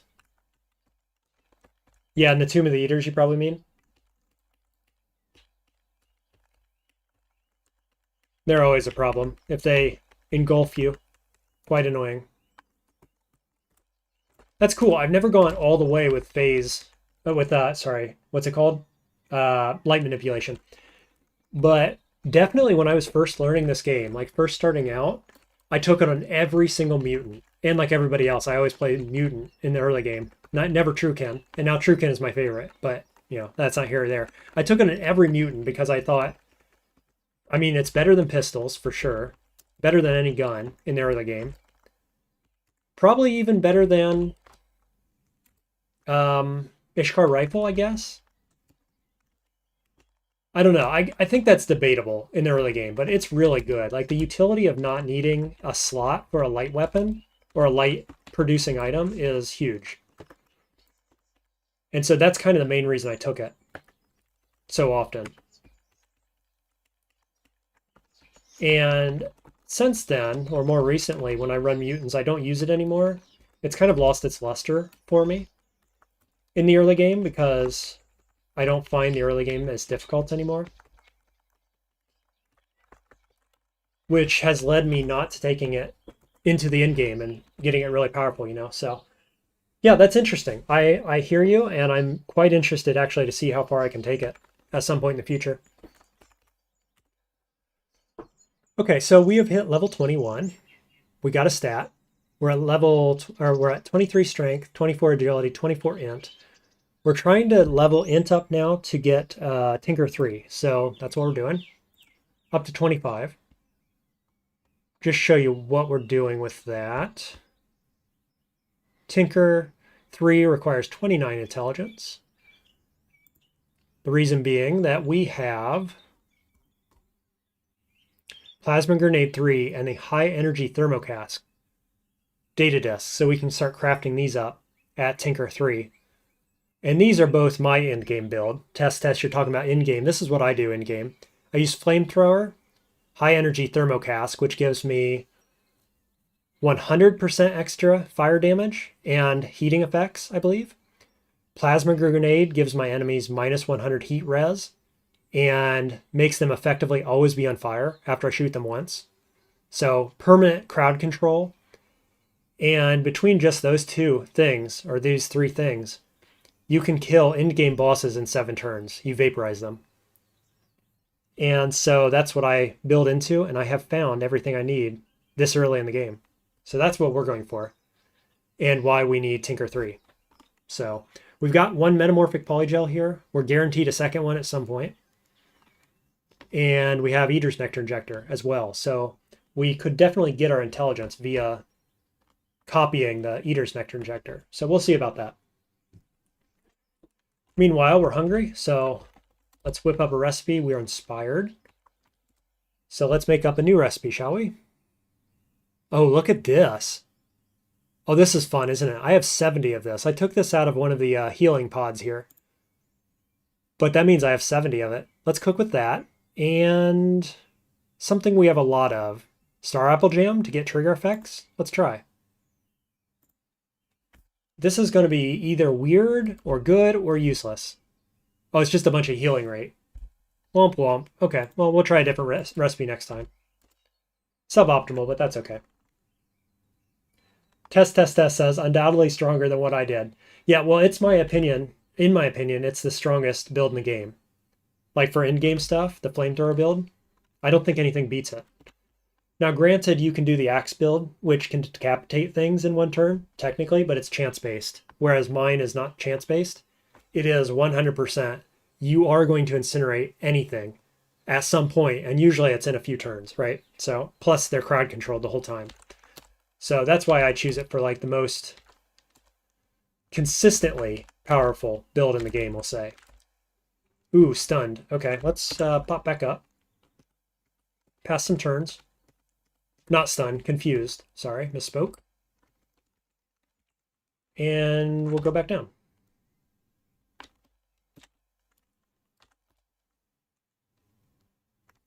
Cool, everybody dissipated, I guess. Randomly. Yeah, so we are now in the cybernetics ward, so we're going to be finding some loot starting here, which is great. This is one of the main reasons to come to Bethesda Susa and do every floor is for loot, and this is some of the best of it. Okay, let's start looting. Advanced toolkit, finally. We'll replace the cell with a battery, and we will pick that up. So that'll give us more bits when we disassemble stuff. Also gives us a bonus for identifying things, which isn't relevant. Here's 2 3-cent wedges, which is amazing.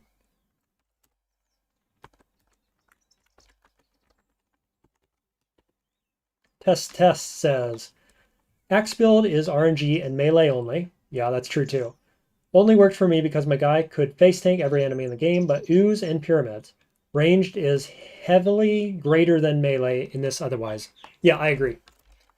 I think the axe build is cool, but I've never been that big of a fan of it because it's melee, because it's chance-based, all that stuff, right? And it's also mostly really good in late game, or like late mid game, we'll say. Whereas ranged is good from turn one, right? If you start with Ishkar rifle like this character does, it's good. It's more powerful than everything you're going to face right off the bat. And, you know, early game is generally the hardest part of this game. And so if you can just make that easy, then you usually just win, right? Which, again, I come back to your other point, light manipulation is also really good early on. So I'm right there with you on that. Okay, we got Rhyme Walk here, so got to watch out. We have 28 cold res, but we don't want to get frozen.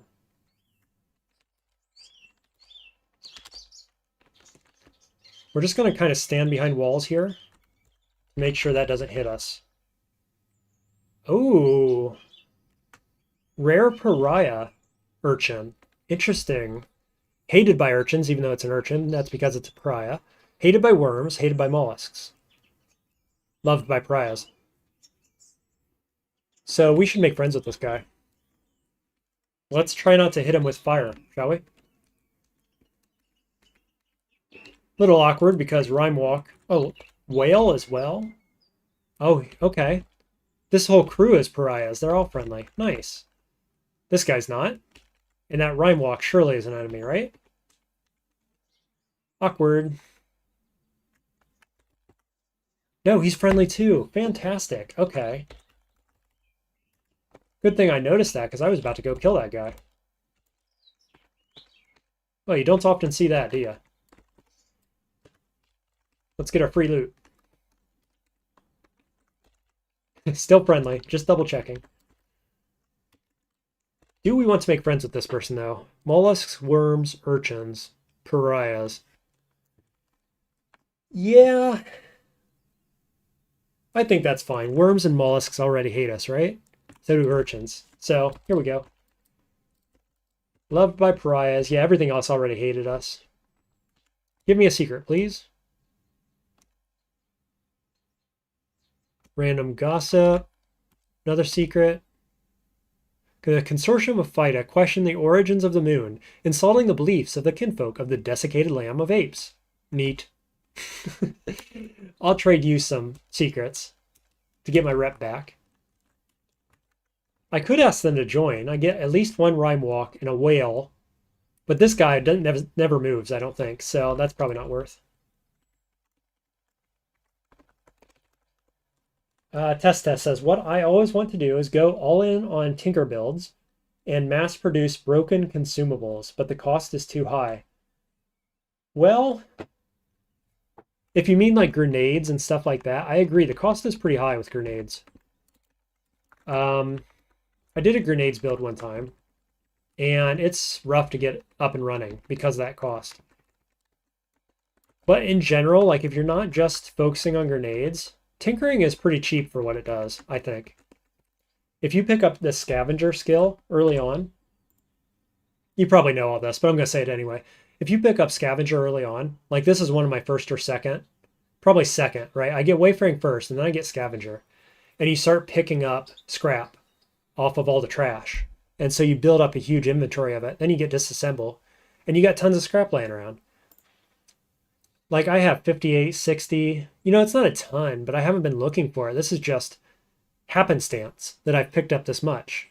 I've only bought these 6 bits. That's it in terms of buying, right? And I have all these recipes and things. Like tinkering, I love tinkering, and I think it's a pretty well-balanced system, actually. Like you were talking about balance earlier in the game, earlier on, and I think that's a system that is extremely well-balanced, with grenades being the one exception to that rule. Like grenades are too expensive. I absolutely agree with that. Injectors are the things to make injectors are too hard to find. They're too rare in general.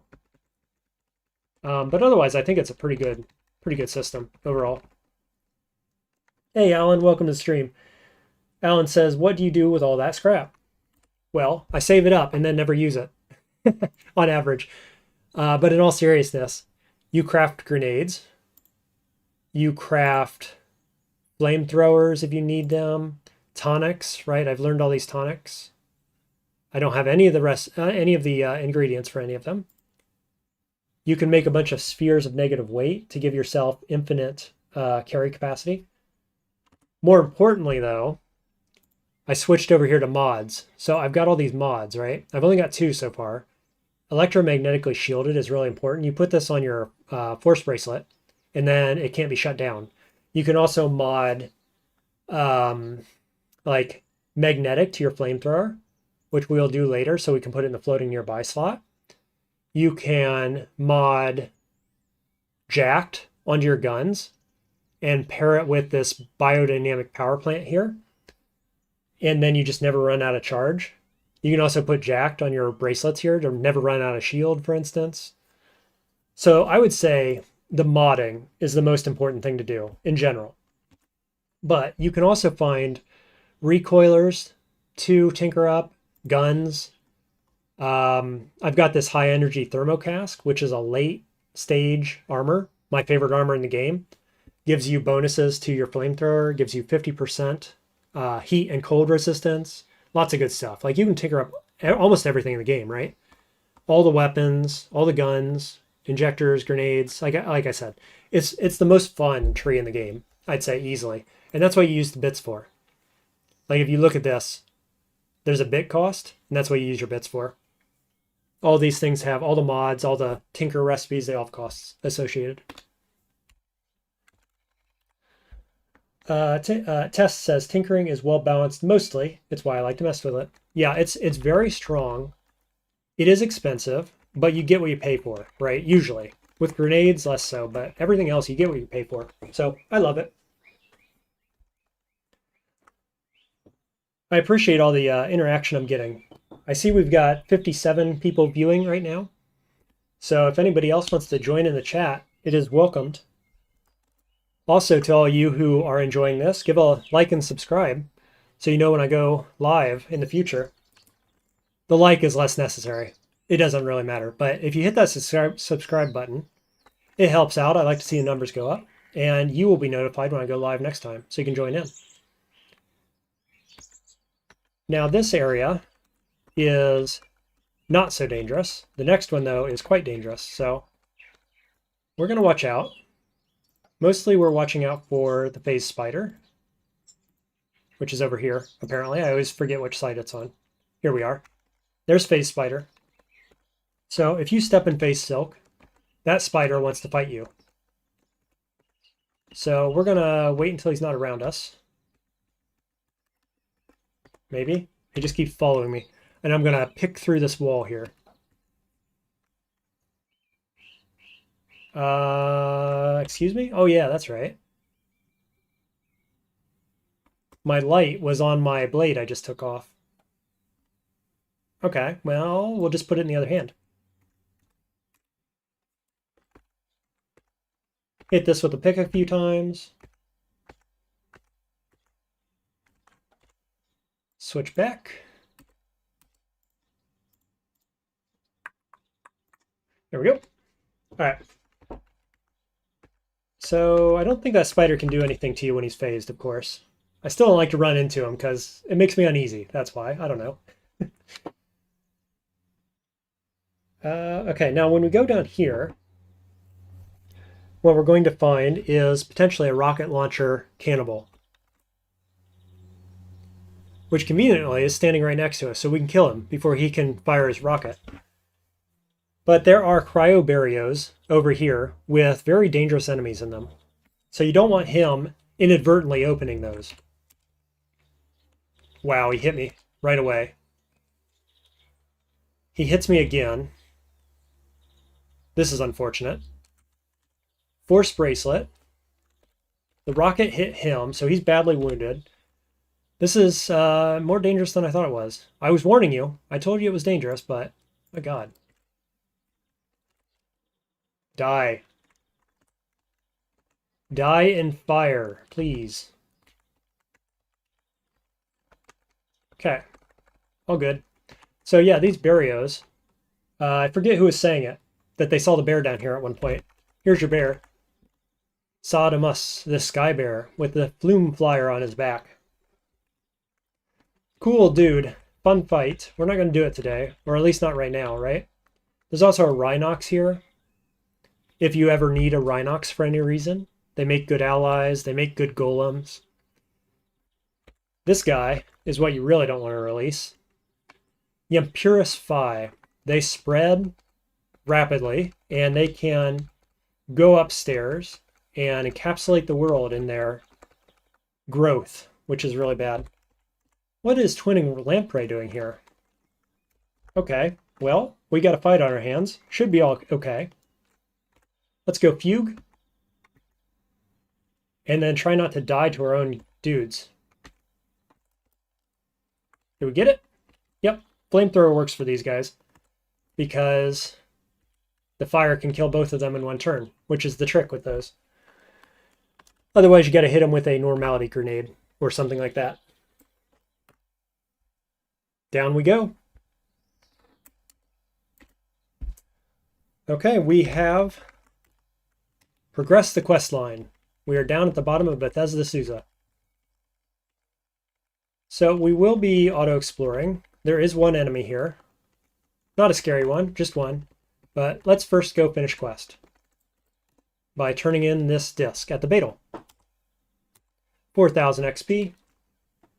And we'll talk to this guy as well. So he is admired by apes, disliked by some random village, and disliked by Chava, Tree of Life. That's unfortunate. Only disliked, not hated, notably. But let's see. Life. No? How do you search for this? Chava? Yeah. I'm at 0, so I'm going to get negative 100, I believe, right? So it should be fine. Hope I'm right. Yep, it's 100. No, it's just 50. Cool. Very good, very good. We'll give him some secrets.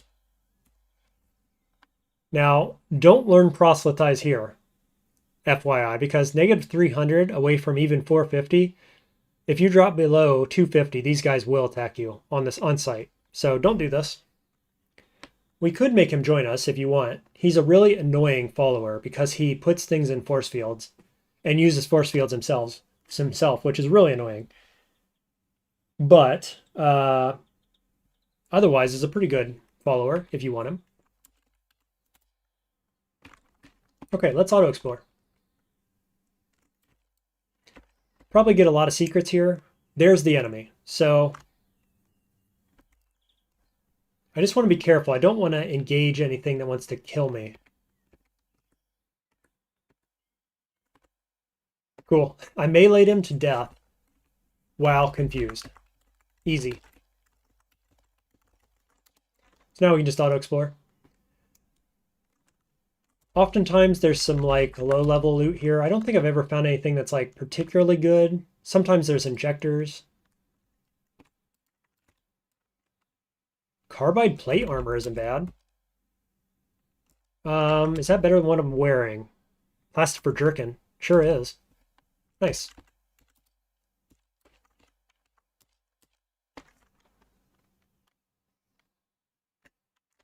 Wrist warmer, don't need that. You can use that for Bethesda Susa if you need cold resist. It basically keeps you warm. Laser rifle, that's worth some money. Ooh, disassemble that. Chain gun has a 4-bit, which is good. Oh, I took one of those. There was 2, I guess. 4-bit there. Electrobow is a nice weapon. I like this early game, but we're just going to take the bits. And missile launcher, disassemble that. Chain gun, disassemble that. So we got a bunch of 4-bits there, which is nice. We can do some tinkering with 4-bits, which have several useful things to do with them.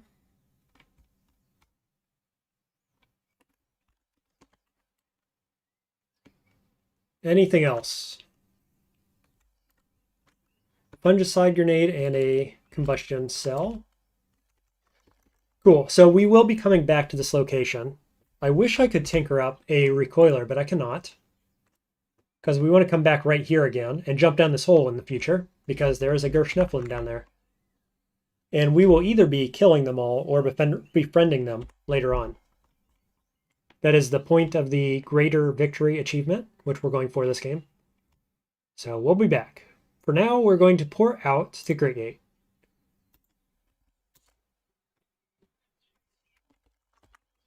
Been a while since we've been here, that's for sure, so everything's restocked. We have decoded the signal. 6,000 XP.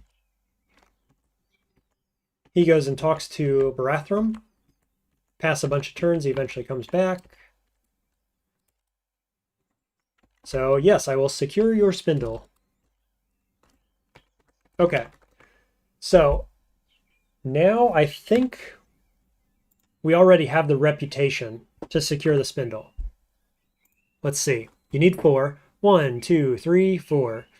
Above 250. So there you go. And I like, well, you got to have 4 to engage it, but I also use the 4 because we're going to betray one of them to get an item, basically. There's several ways to accomplish that quest. That's my favorite way because you're guaranteed a really cool item.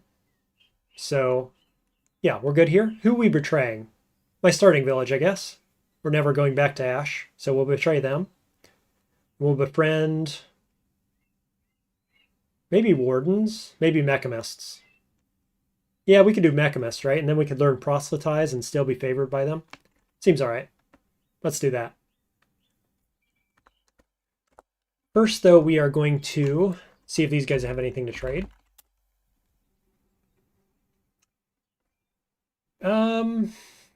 Phase conjugate is kind of interesting. Just in case I ever lose the phase adaptive scope, I could use this. It also has some other uses, come to think of it. So let's buy that.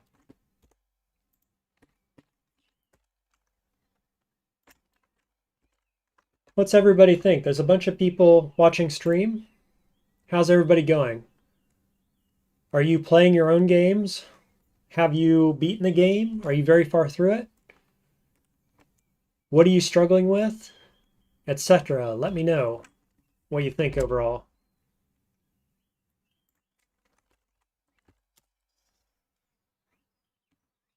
Meanwhile, see if we can find anything good to buy. Not a lot. These guys are not wanting to sell me anything of interest.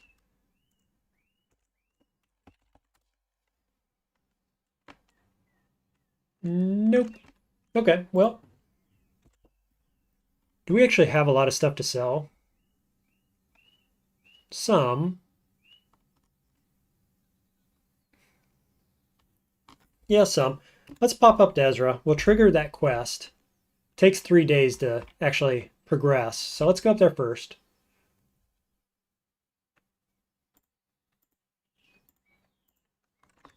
And then we can check the inventories of these guys as well. Maybe get something of interest. Flawless Crysteel. That's huge. 7 minus 3. Very expensive though. My God. I don't know if we can afford that. Probably not.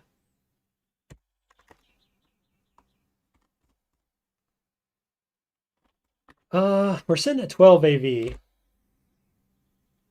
Boy, I'd like to have that. I don't know. Actually, I'm going to rethink this.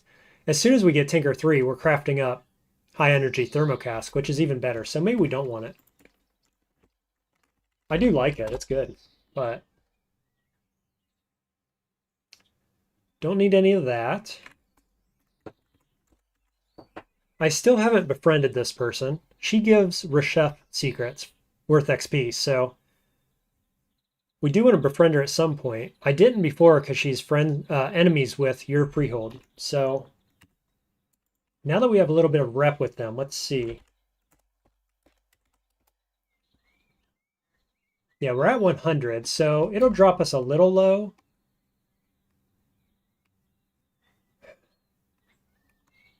And let's come back. Let's go check on your freehold. Surely I can get more rep than 100. before I make friends with her. Hey, there's level 22. Kenny says, I remember doing this bit on one lucky run I had. No idea about the whole reputation thing. I remember a lot of enemies started to show up and I just attacked them all. You might be remembering the very last quest, which is when those enemies invade this area. This quest is convene the council. They say, come back in 3 days, and your allies show up. So a little bit different than I think maybe what you're remembering. So we're just going to take note. We're on the 21st of this month. So by the 24th, this quest will be ready to go. Let's go ahead and port down. Who can I get rep from here? Somebody, right?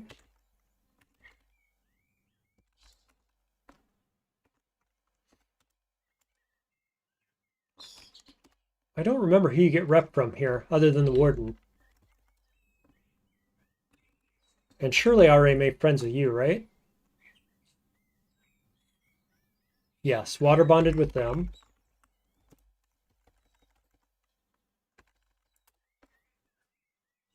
Ooh, radio power, that's a good one. Recharges your batteries very well. Palladium mesh. Compute power, 30. Heat and cold res. I don't think we actually want this right now, but it's an interesting item. Let's go ahead and buy this. Whoa, plastic for jerkin's worth a bunch. Nice. We'll give you pistons instead.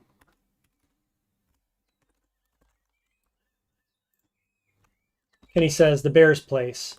I think they started to attack that place. Again, it was the only time I reached that far in the game with no idea what I was doing at the time. Right, that is the invasion quest, which is the next one after we finish the one we're on. Bunch of Putus Templar invade the bear's area at Grit Gate. You gotta fight them off, protect your friends. Hello, high energy thermocask. So if we bought this, it would mean that I did not have to craft it and would not need Tinker 3. Ooh, anti-gravity boots. Perfect fly. Man, Tilly, why you always got all the good stuff when I'm poor? There's a good shield. That's my favorite shield. It's all so expensive. Oh, Tilly, why do you do this to me?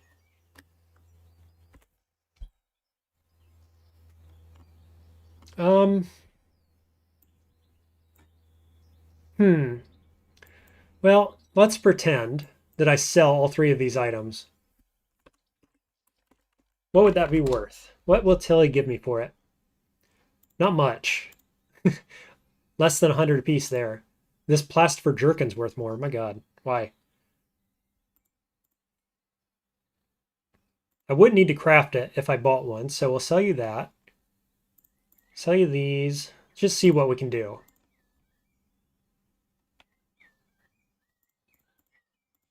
Give you all the keys. Laser rifle. We're at 1600. That isn't going to cut it. Let's keep going. Hulk honey, empty injectors.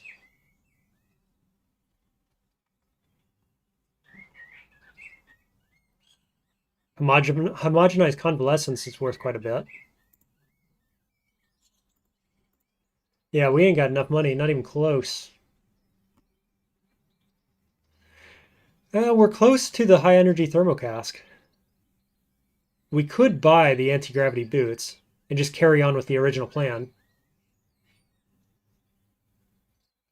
I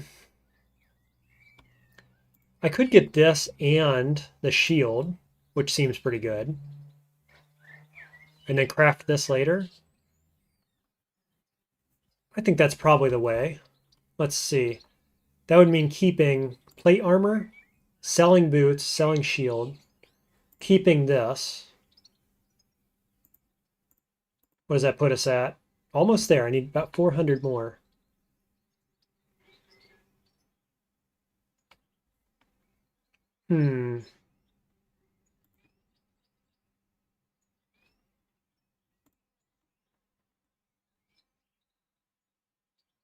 Could sell some of these chain pistols too, couldn't I? I don't really need 4. It's a little bit overkill. I could sell the basic ones, keep the good ones. What's that put me at? Almost. Only need one injector. Don't need this. Really don't need these shade injectors anymore either. I'll sell one. And I'll sell two.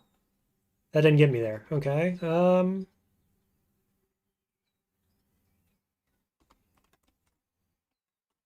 What else? What else? What else?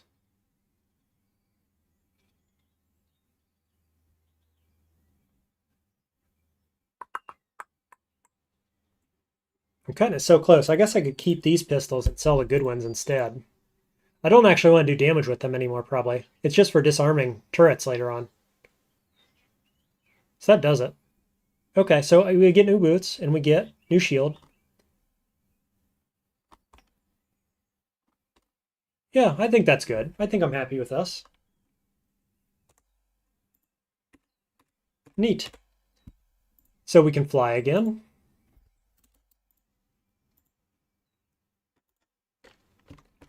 And we upgraded our shield. This is much lighter, too, than the crab shield is, I think. It's only 15. I think the crab shield's like 40 or something. Maybe 20, anyway. So what are we at? We're at 10 AV. We got a little DV back. It's not enough to matter. Here's our resist. They're okay. The perfect flight, though, is huge, actually. What are we doing with our skill points?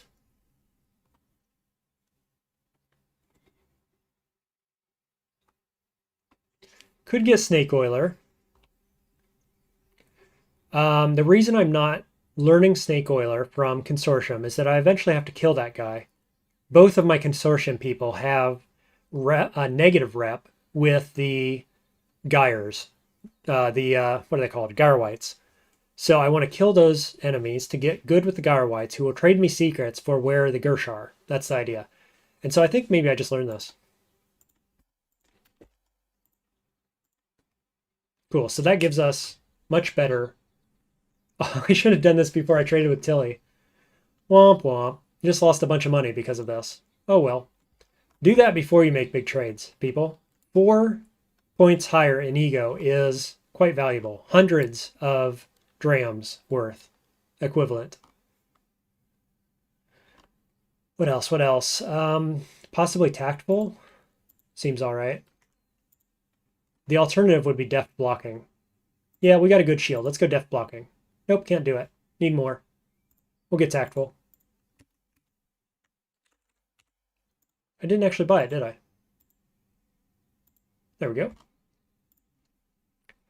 Okay, so we're at 25 int. Let's just quickly read. I believe we could do Eater's Nectar Injector to get more int directly, correct? Yeah, 1 attribute point. So we're really just looking for more metamorphic polygels to copy that. So if I copied it now, I could get 2 more and it'd take me to 27. At 24, level 24, we're going to get another point. So that would be int of 28. So I need 1 more somehow, 1 more int. So we're just going to wait on that. Meanwhile, we're looking for the people here that give us rep with Yurd Freehold. Is it this guy? Nope. I forget where the other one is. There definitely is another one, obviously. Is it you? If anybody knows who I should be talking to here, let me know. Kenny says, I love the pixel icons so much. I am a big fan of low-res pixel art, and this game's art is amazing to me. It is really, really good, isn't it? I mean, this guy, I've used this guy as a thumbnail before. And if you actually look at it, it's just so simple, right? It reminds me of old Atari games.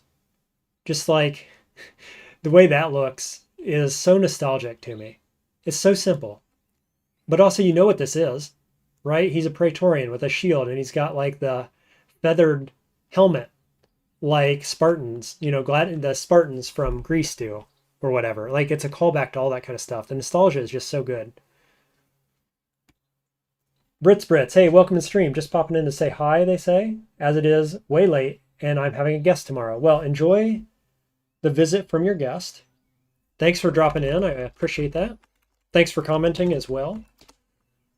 I like to see when people join the stream. Like it when they have something to say to me. So note to everybody else in the stream, say hi. I appreciate it when you do.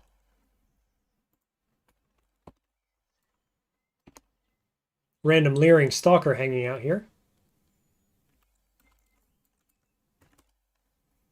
Who else can I talk to? Many Eyes didn't have any rep. Here's a gunsmith randomly. So this guy's going to be a T7 gunsmith, right? Not that that mattered. That's cool though.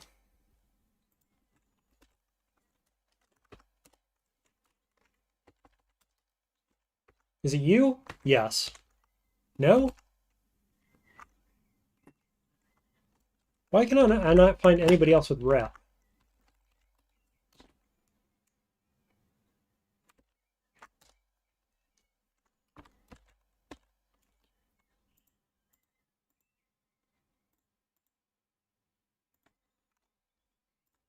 Well, okay. It's not you, is it? No. Well, I just don't know. This is the only one I can find that gives rep. Is the warden. Oh. Oh, I see. Disliked by baboons, disliked by newly sentient beings, hated by birds. I don't like the hated by birds, but I do have a set of boots here, which gives me 250 rep with birds if we need it. So we're going to do the water ritual with you.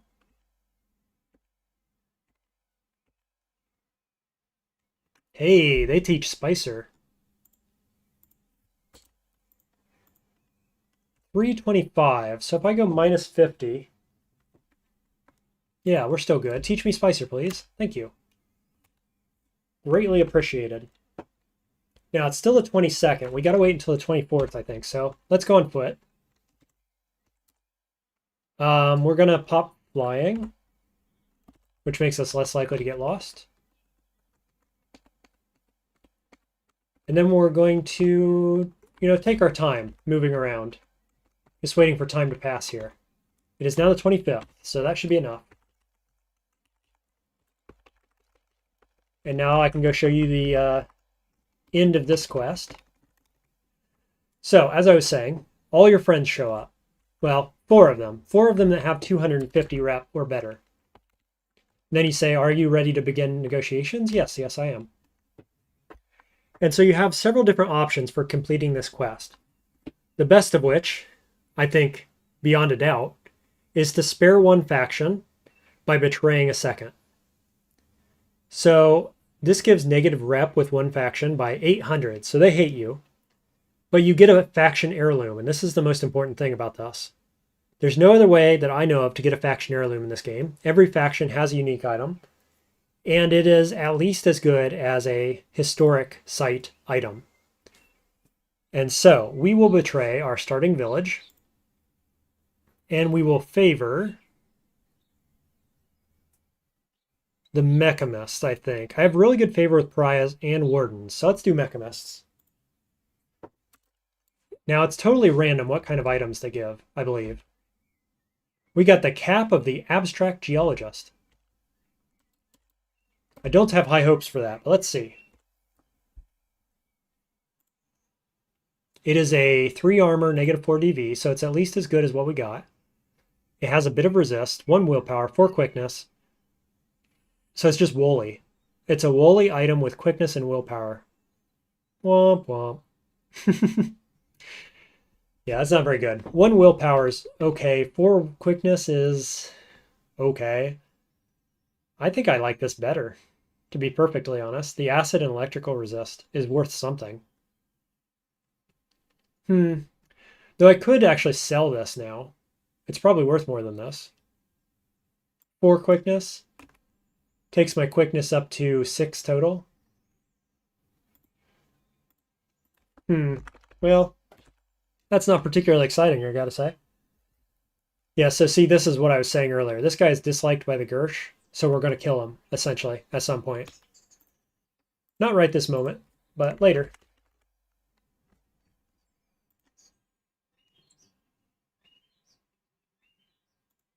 Okay, currently inspired.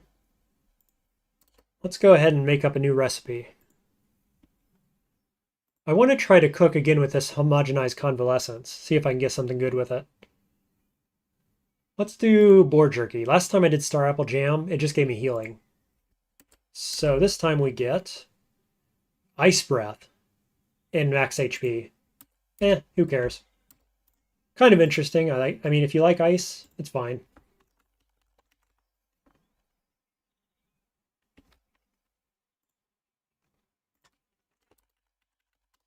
Let's see.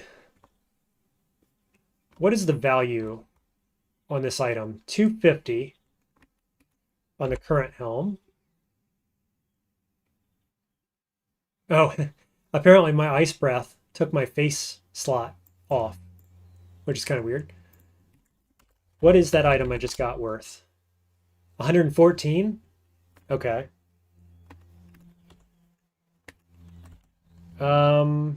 I'm gonna keep these res. It's small, but it's something. So Kenny says, I remember this quest now, but I have no idea what I did. It's all like a fever dream. Yeah, if you've only been through it once, it can be quite confusing. And you don't know what the outcomes are going to be, but now you've seen it. And I do suggest always taking the option I took. The other options can be fun for various lore-related reasons. But I like getting the item, right? This time, we kind of, got nothing of note, but sometimes you get really good stuff, so it's always worth rolling the dice. Okay, so we're back to this person. We're going to go ahead and do the water ritual with them. So denizens of your freehold, now indifferent. That's fine. And the reason we want to be friends with this person, I'll show you in a moment. If they share a secret with you, it is guaranteed to be a Reshef secret that you did not know yet. And so that's worth experience. Now it appears that you can always learn 2 from them unless you know them all. So that might be the last one I need, actually. Which is interesting. So I guess we'll learn repair with the other rep. Cool. Kenny says, this place I remember, something about a tattoo. I didn't manage to figure that out. Right. Well, I can tell you right now. You're asking, so I guess it's not too much of a spoiler.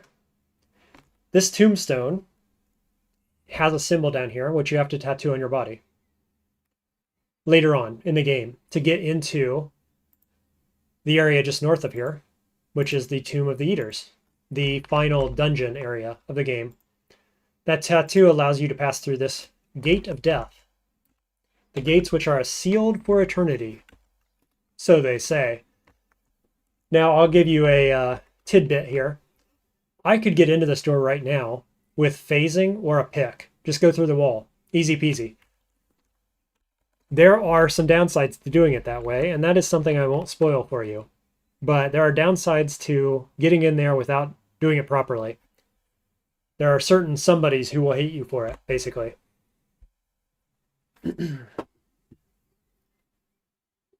Okay.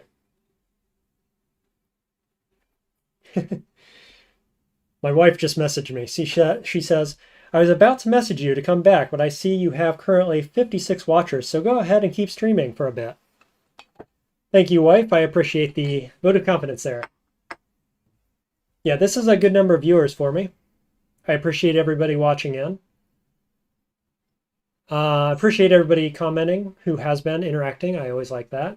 Kenny says, oh, by the way, I'm starting to get self-conscious about it now. Sorry for my bad English. No, don't be, Kenny. You're fine, mate. I mean, half the people, me included, when they type, it's all gibberish anyway, right? I completely understand what you're saying, and I appreciate viewers from everywhere in the world. You probably noticed by my accent that I am from the United States originally, but I currently live in New Zealand permanently. And so that's why I have some wonky hours sometimes, is that, it's 4 o'clock in the afternoon for me on a Saturday. And most of my viewers, I expect, are sitting there on Friday night watching me. So I appreciate you guys spending your Friday night with me, if you are. Let me know. Is anybody from where I am, more or less, in the world? Anybody from Australia, New Zealand, Asia, etc., sitting here on Saturday with me? Or is everybody over there hanging out on Friday night with me? I appreciate my viewers from everywhere. Everywhere.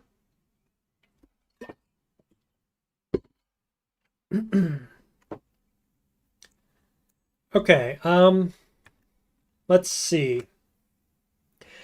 Now, we're at a state in the game where I'm no longer going to progress the main storyline, because if I turn this quest in, like somebody was saying earlier, I think Kenny was, that Gritgate gets invaded. And there's a chance that you lose some very important bearers in that invasion. So I'm no longer going to talk to Otho to turn this in. And instead, what we're going to do now is transition to the second stage, I would say, of this character, which is to use wayfaring, secret gathering, trash divining, and reputation to figure out where all the Gersh Nephilim are. And then we will hunt them down and kill them. And if you kill them all, you get and then win the game, you get the Greater Victory achievement. And that's what we're doing here. That's the goal.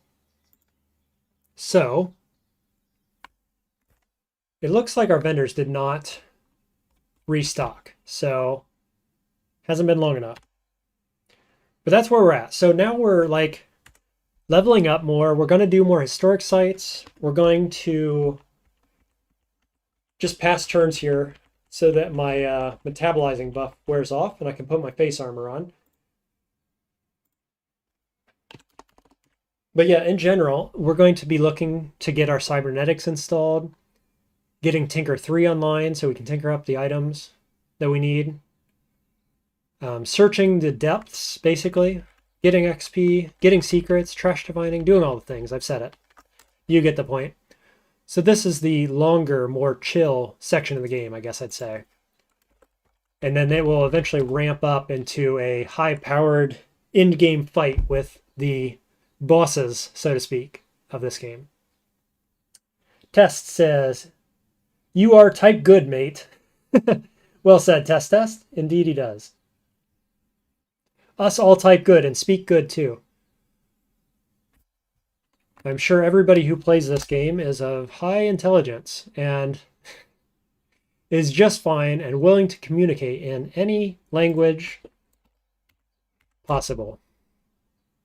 Hell, I'll be honest with you. You write in your native language in my chat, and I will type it in Google and figure out what it says.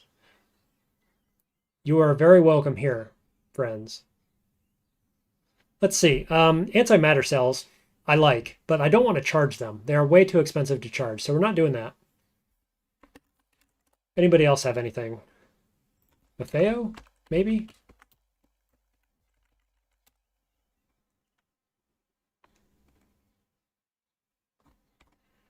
You know what? I'm going to buy this blaze injector and cook with it. Oh, congealed blaze as well. Neat. Two of the same. Let's buy bullets too. I hate to sell this, but it's also not very good. So there you go. We're going to sell it.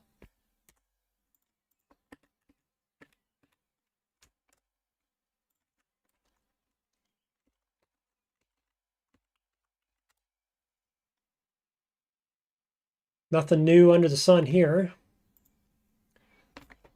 Let's see. I guess we can go back to the 6-day stilt, maybe.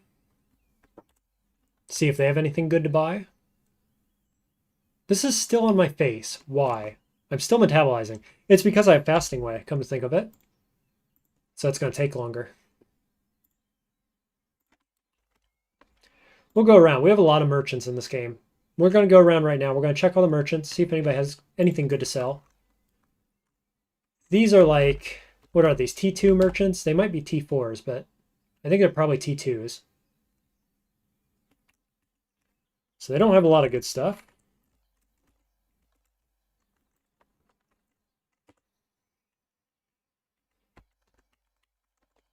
Let's see, what was this? Dromed Caravan, let's pop in.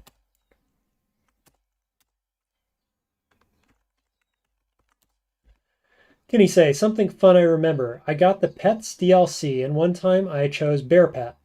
There's an option to pet it, and the bear pets you back. Hilarious. Yeah, the bears are, sentient. Well, bears are sentient beings, I guess, but the bear's here. Might as well be talking to you, right? I'm surprised he doesn't talk back, let alone petting you. That's hilarious, though. That's great.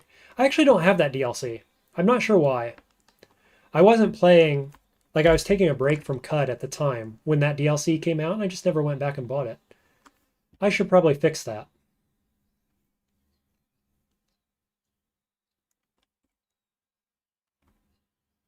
What do we have to sell? I don't have a lot of things to sell at all here, do I? I need to find some money. Ooh, we got credits wedges. I could be using those. We also really, really need to find the jacked mod. So I would sell just about anything on my body right now for the jacked mod. I'll tell you that. Yeah, we'll pop in a layer. Also, there's a robot that loves you very much. Yeah, I know there's some good ones.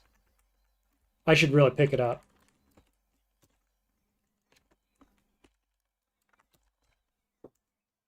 Really looking forward to the new DLC that's coming next year.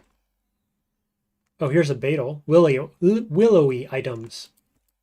Okay, if I ever get that modification. So yeah, you can expect, I will be streaming quite a lot of CUD around the time of the new DLCs. There's 3 of them planned. At least one of them is coming next year. I am stoked for it. And speaking of DLCs that I am stoked for, the Dwarf Fortress DLC, which changes up the AI on raids and things that raiding parties can do, is coming out in like 3 days. So I am very, very stoked about that. Is anybody else planning on playing Dwarf Fortress when that comes out? Or would be interested in a Dwarf Fortress stream when it does? Because I am thinking I'm going to be playing that potentially quite a lot. I used to play a lot of Dwarf Fortress, and the reason that I have played less of it lately, for like years now, is that the raids are so easy, right? If you understand cage traps and drawbridges, then the raids are no longer a threat. And actually the beasts, the forgotten beasts, are no longer a threat either. So that getting changed up, I'm absolutely stoked about, because it's going to bring me back to the game. So let me know if you're interested in a stream about that, or if you're looking forward to it yourself. Let me know. What is this? Angry Hindran Pariah. Why? We're just gonna leave. Purple Haze, welcome to the stream. Says, still can't find a traditional roguelike that is as good as CUD or DCSS. Yep, easily my top picks. I would point you towards Tales of Maj'Al if you like these two. It is a very heavy tactics roguelike game. Check that out. There are a number of others that people in my stream like and have been talking about over the past couple days. But it's hard. You're hard pressed to find better than DCSS and CUD. I agree with you 100%. Kenny says, oh, it's going to be a DLC or a free update. It's a free update. Yeah, I misspoke. It's not DLC. It's a free update. It is just the baseline AI for invasions now. So it looks really good. Kenny says, yeah, they pretty much caged themselves in right now. Yeah, so apparently they can avoid traps. Like, they can tunnel around them. They can dig through walls. They bring battering rams to come through your walls. And they can build bridges. So if you have a moat, they can build a bridge over it. And between all those little changes, it's like mind blown. Huge difference in how these attacking parties are going to behave. Like almost a different game level of change in some ways, right? Certainly in like If you get raided early game, you might just be dead. Like early game, you used to be able to build a few cage traps or a drawbridge, and you were good until way, way later, right? That just isn't true anymore. So it's going to be exciting. Whoa, hold up. We got Dawn Gliders who do not like us.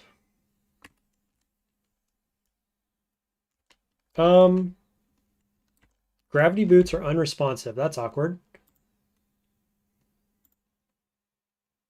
I don't have any spare cells. Let's go Force Bracelet and Bail. I just don't want to fight that, really. Lair. It's an Ishkar rifle. Rifler.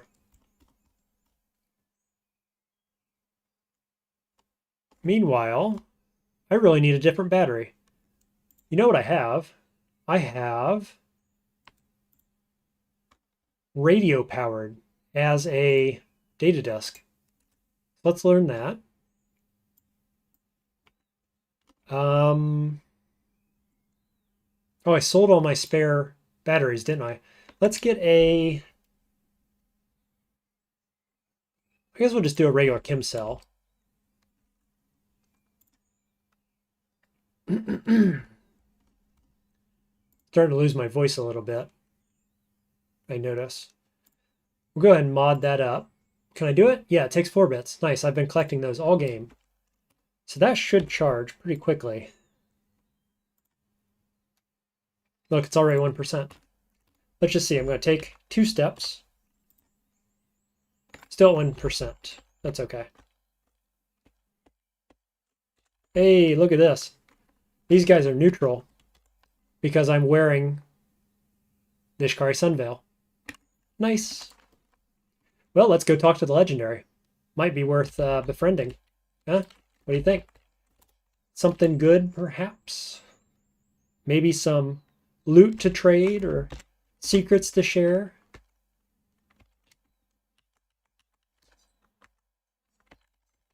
Meanwhile, his lair is just filled with nasty plants, which is unfortunate.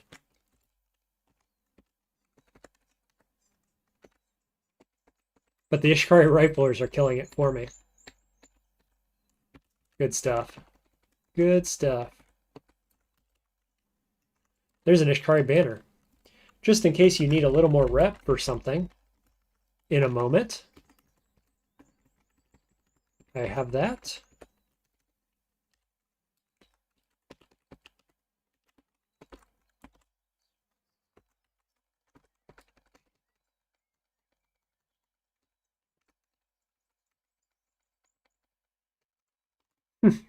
Hilarious. I love having a space full of friends like this to protect me. And they are doing a crack-up job of it, aren't they?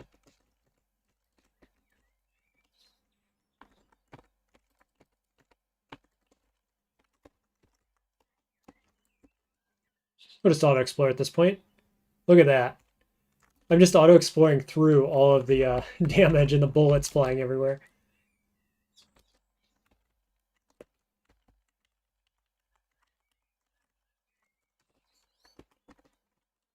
Ooh, I'm impaled.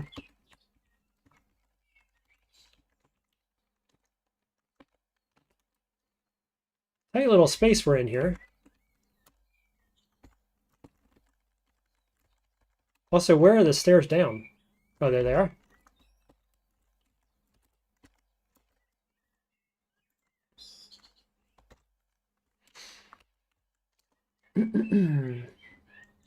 Just looking for the legendary, really. Look at all these guys.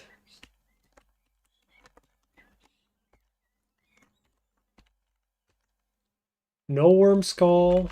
I could have used that earlier. That's the first one I've seen this whole game, I think. And here's our legendary. Loved by Ishkari tried, disliked by the Merchants Guild.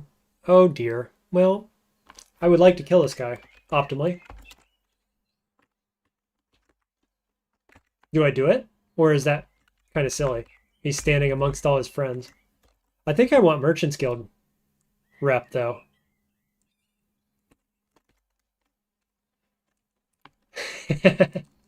You ready for this chat?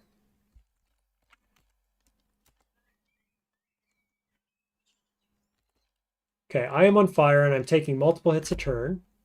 Got him. Merchant's Guild goes up by 150.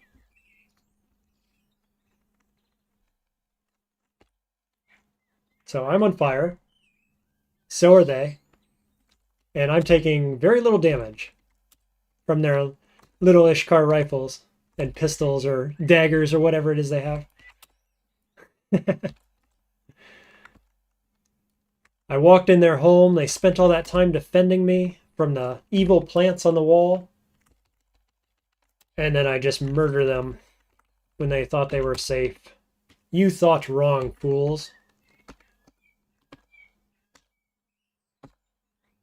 All right.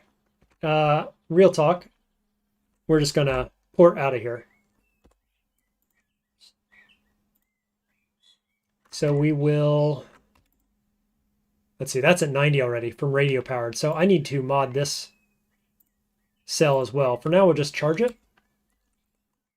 Bracelet up. And then recoiler out.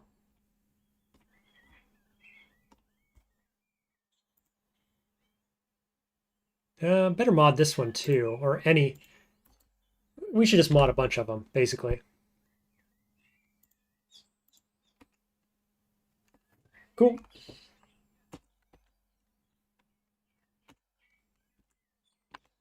There you go. They let me in their home, and I deceived them. Which is cool, though. I mean, if we ever find Merchants Guild people, actually we have a few, we can now trade them for secrets and find more merchants, and it's just a self-fulfilling cycle, or a self-progressing cycle. Meanwhile, I'm going to pop this cell out, modify it with radio powered.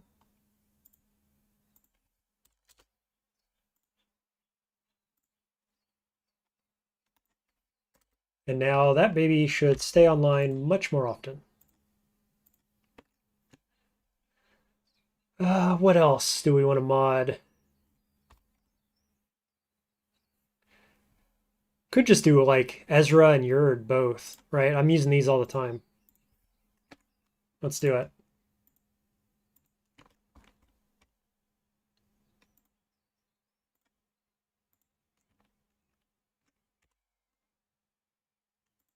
One and two. So now those will just always be at full charge, basically.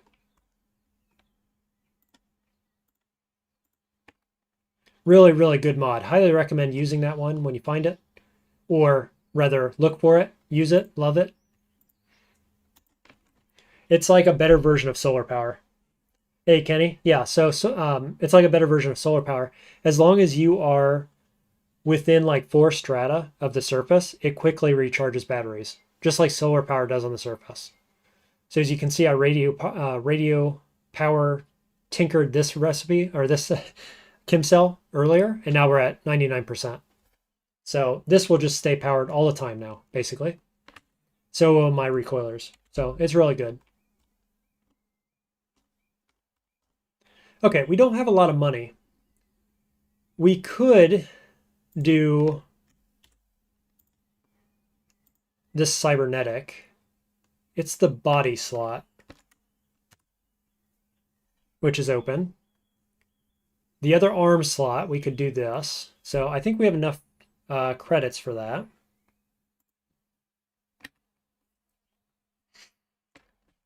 I guess the other thing we could do is we could move one of our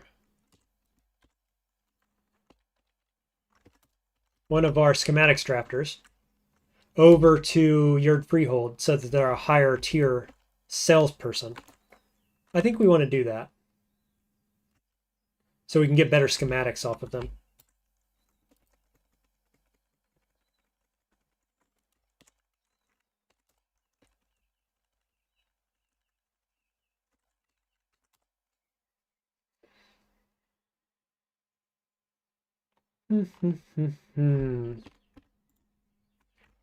Let's go this way. We'll check our gutsmongers as well. We've got a secret to turn in. 7,500 experience.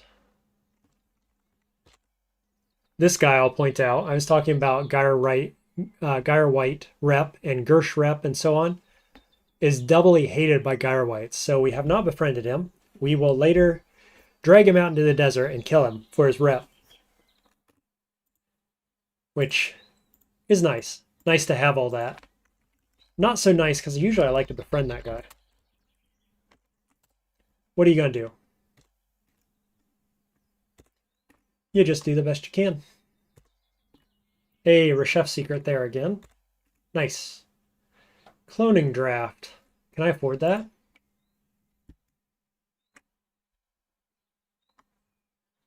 I don't think we want to break the game though, this game. I don't think we're going to buy this. I don't think we have any reason to use cloning draft without breaking the game. The other thing he has is neutron flux, which helps with the golem quest. But I think probably we just do the Chava quest instead because it's so fun. Like, it's one of my favorite quests in the game, I think. And we got to go to the Moonstair anyway for the Gersh, to hunt Gersh. So I don't think we're going to buy this. Whoops. Gutsmonger. Nothing there.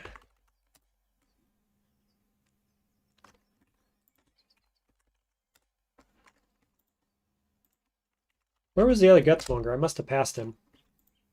Oh, that's right. He's in the middle, isn't he?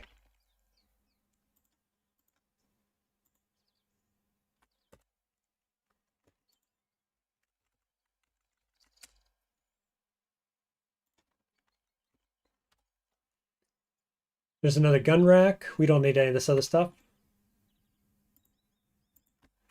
So my schematics drafter then is right over here, I think.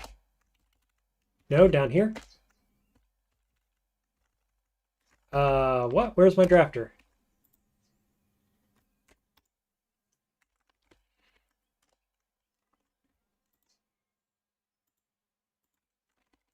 I'm certain there's a drafter here somewhere. There he is. Walked right past him.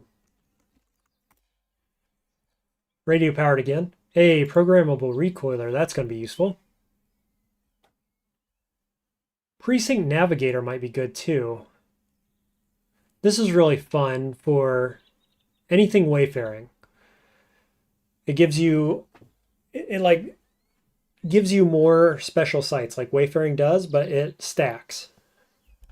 Gives you more ruins. So, I don't know. Can we buy both these? Maybe.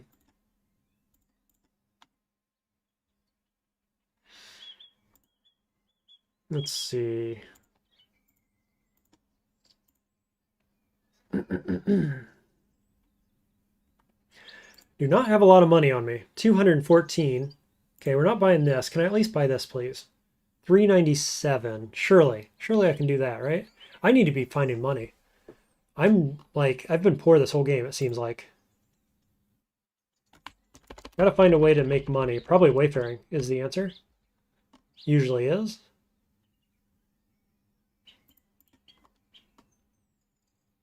Yeah, I'm gonna have to start selling food-based products. Wow, we have a lot of pickled mushrooms. Add fungus-based effects to cook meals. I might look at playing around with that because we have a lot of them.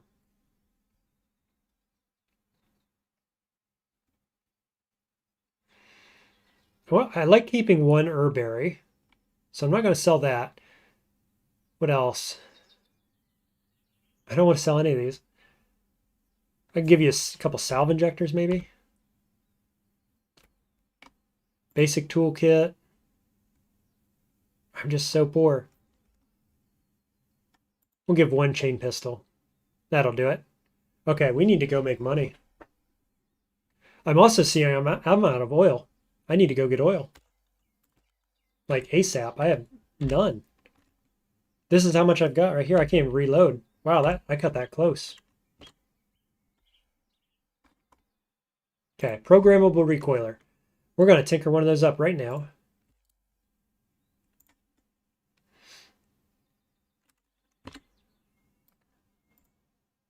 Takes a 4-bit and two 2-bits. I was saying earlier how good it is to collect 2 bits and 4 bits. Here you go.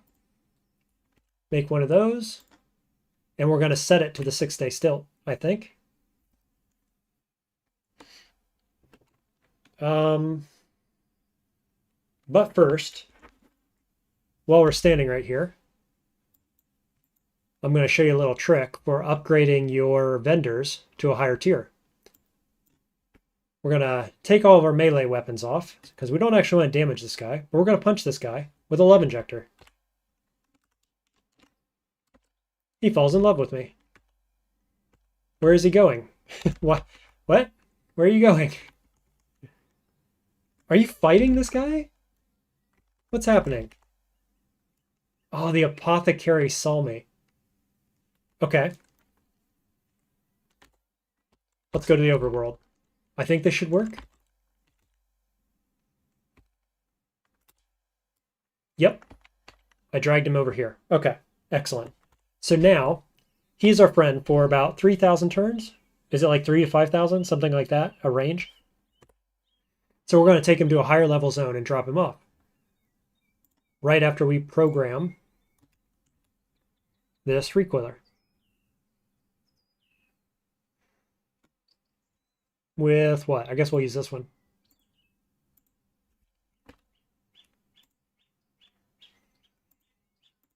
Is there enough charge? Yes. Very nice. So now that's a stilt ground recoiler forever.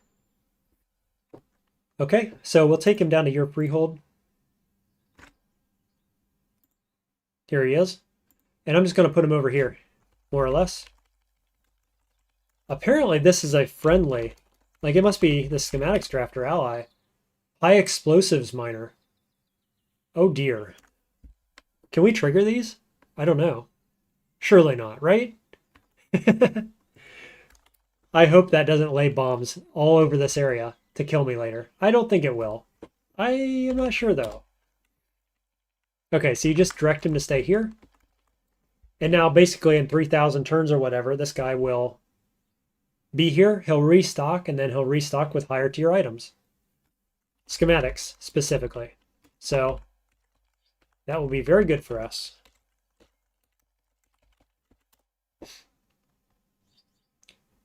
Let's see. Nanon is okay. Ooh, here's some 7 bits and 8 bits. Can we buy these? We don't need 4. Can I get 1 of each, perhaps? 250, probably not. Probably not.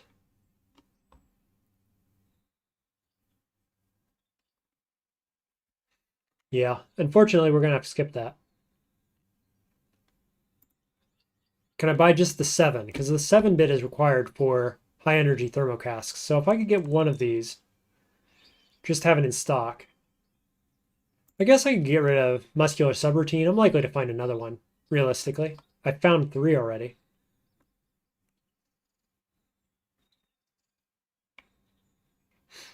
We'll do that, and we'll do a salve injector, and that'll be good. Good enough. Maybe 2 salve injectors. There we go. That's worth. I'm going to go check Tilly as well, just to be disappointed, because Tilly will have things I can't afford, I'm sure.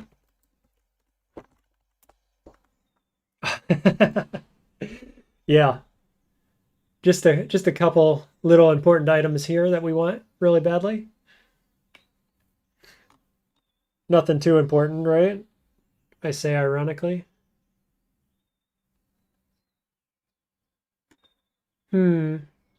900. I would have to give up something like this, something that I actually want. Something unique and more important than metamorphic polygel, so I'm not going to do that. That's a bummer, though.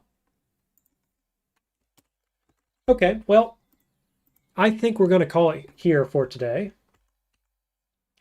We made a lot of progress. Bethesda Susa hit level 22. Lots of items. Lots of stats. Next time we're going to be looking for secrets, doing historic sites, delving deep potentially, more tinkering, lots of exploring. So I hope you'll join me for the next one. I expect it'll be tomorrow. I did skip yesterday. Hope everybody had a happy Halloween. But I expect I'll be back on tomorrow around the same time. Hope you enjoyed the stream. Thanks everybody for interacting, those of you that did. Thanks everybody for viewing, those of you that did. I hope you give this video a like and subscribe. Make sure you get notified next time around when I go live. Good luck in your own games, and I will hopefully see you tomorrow.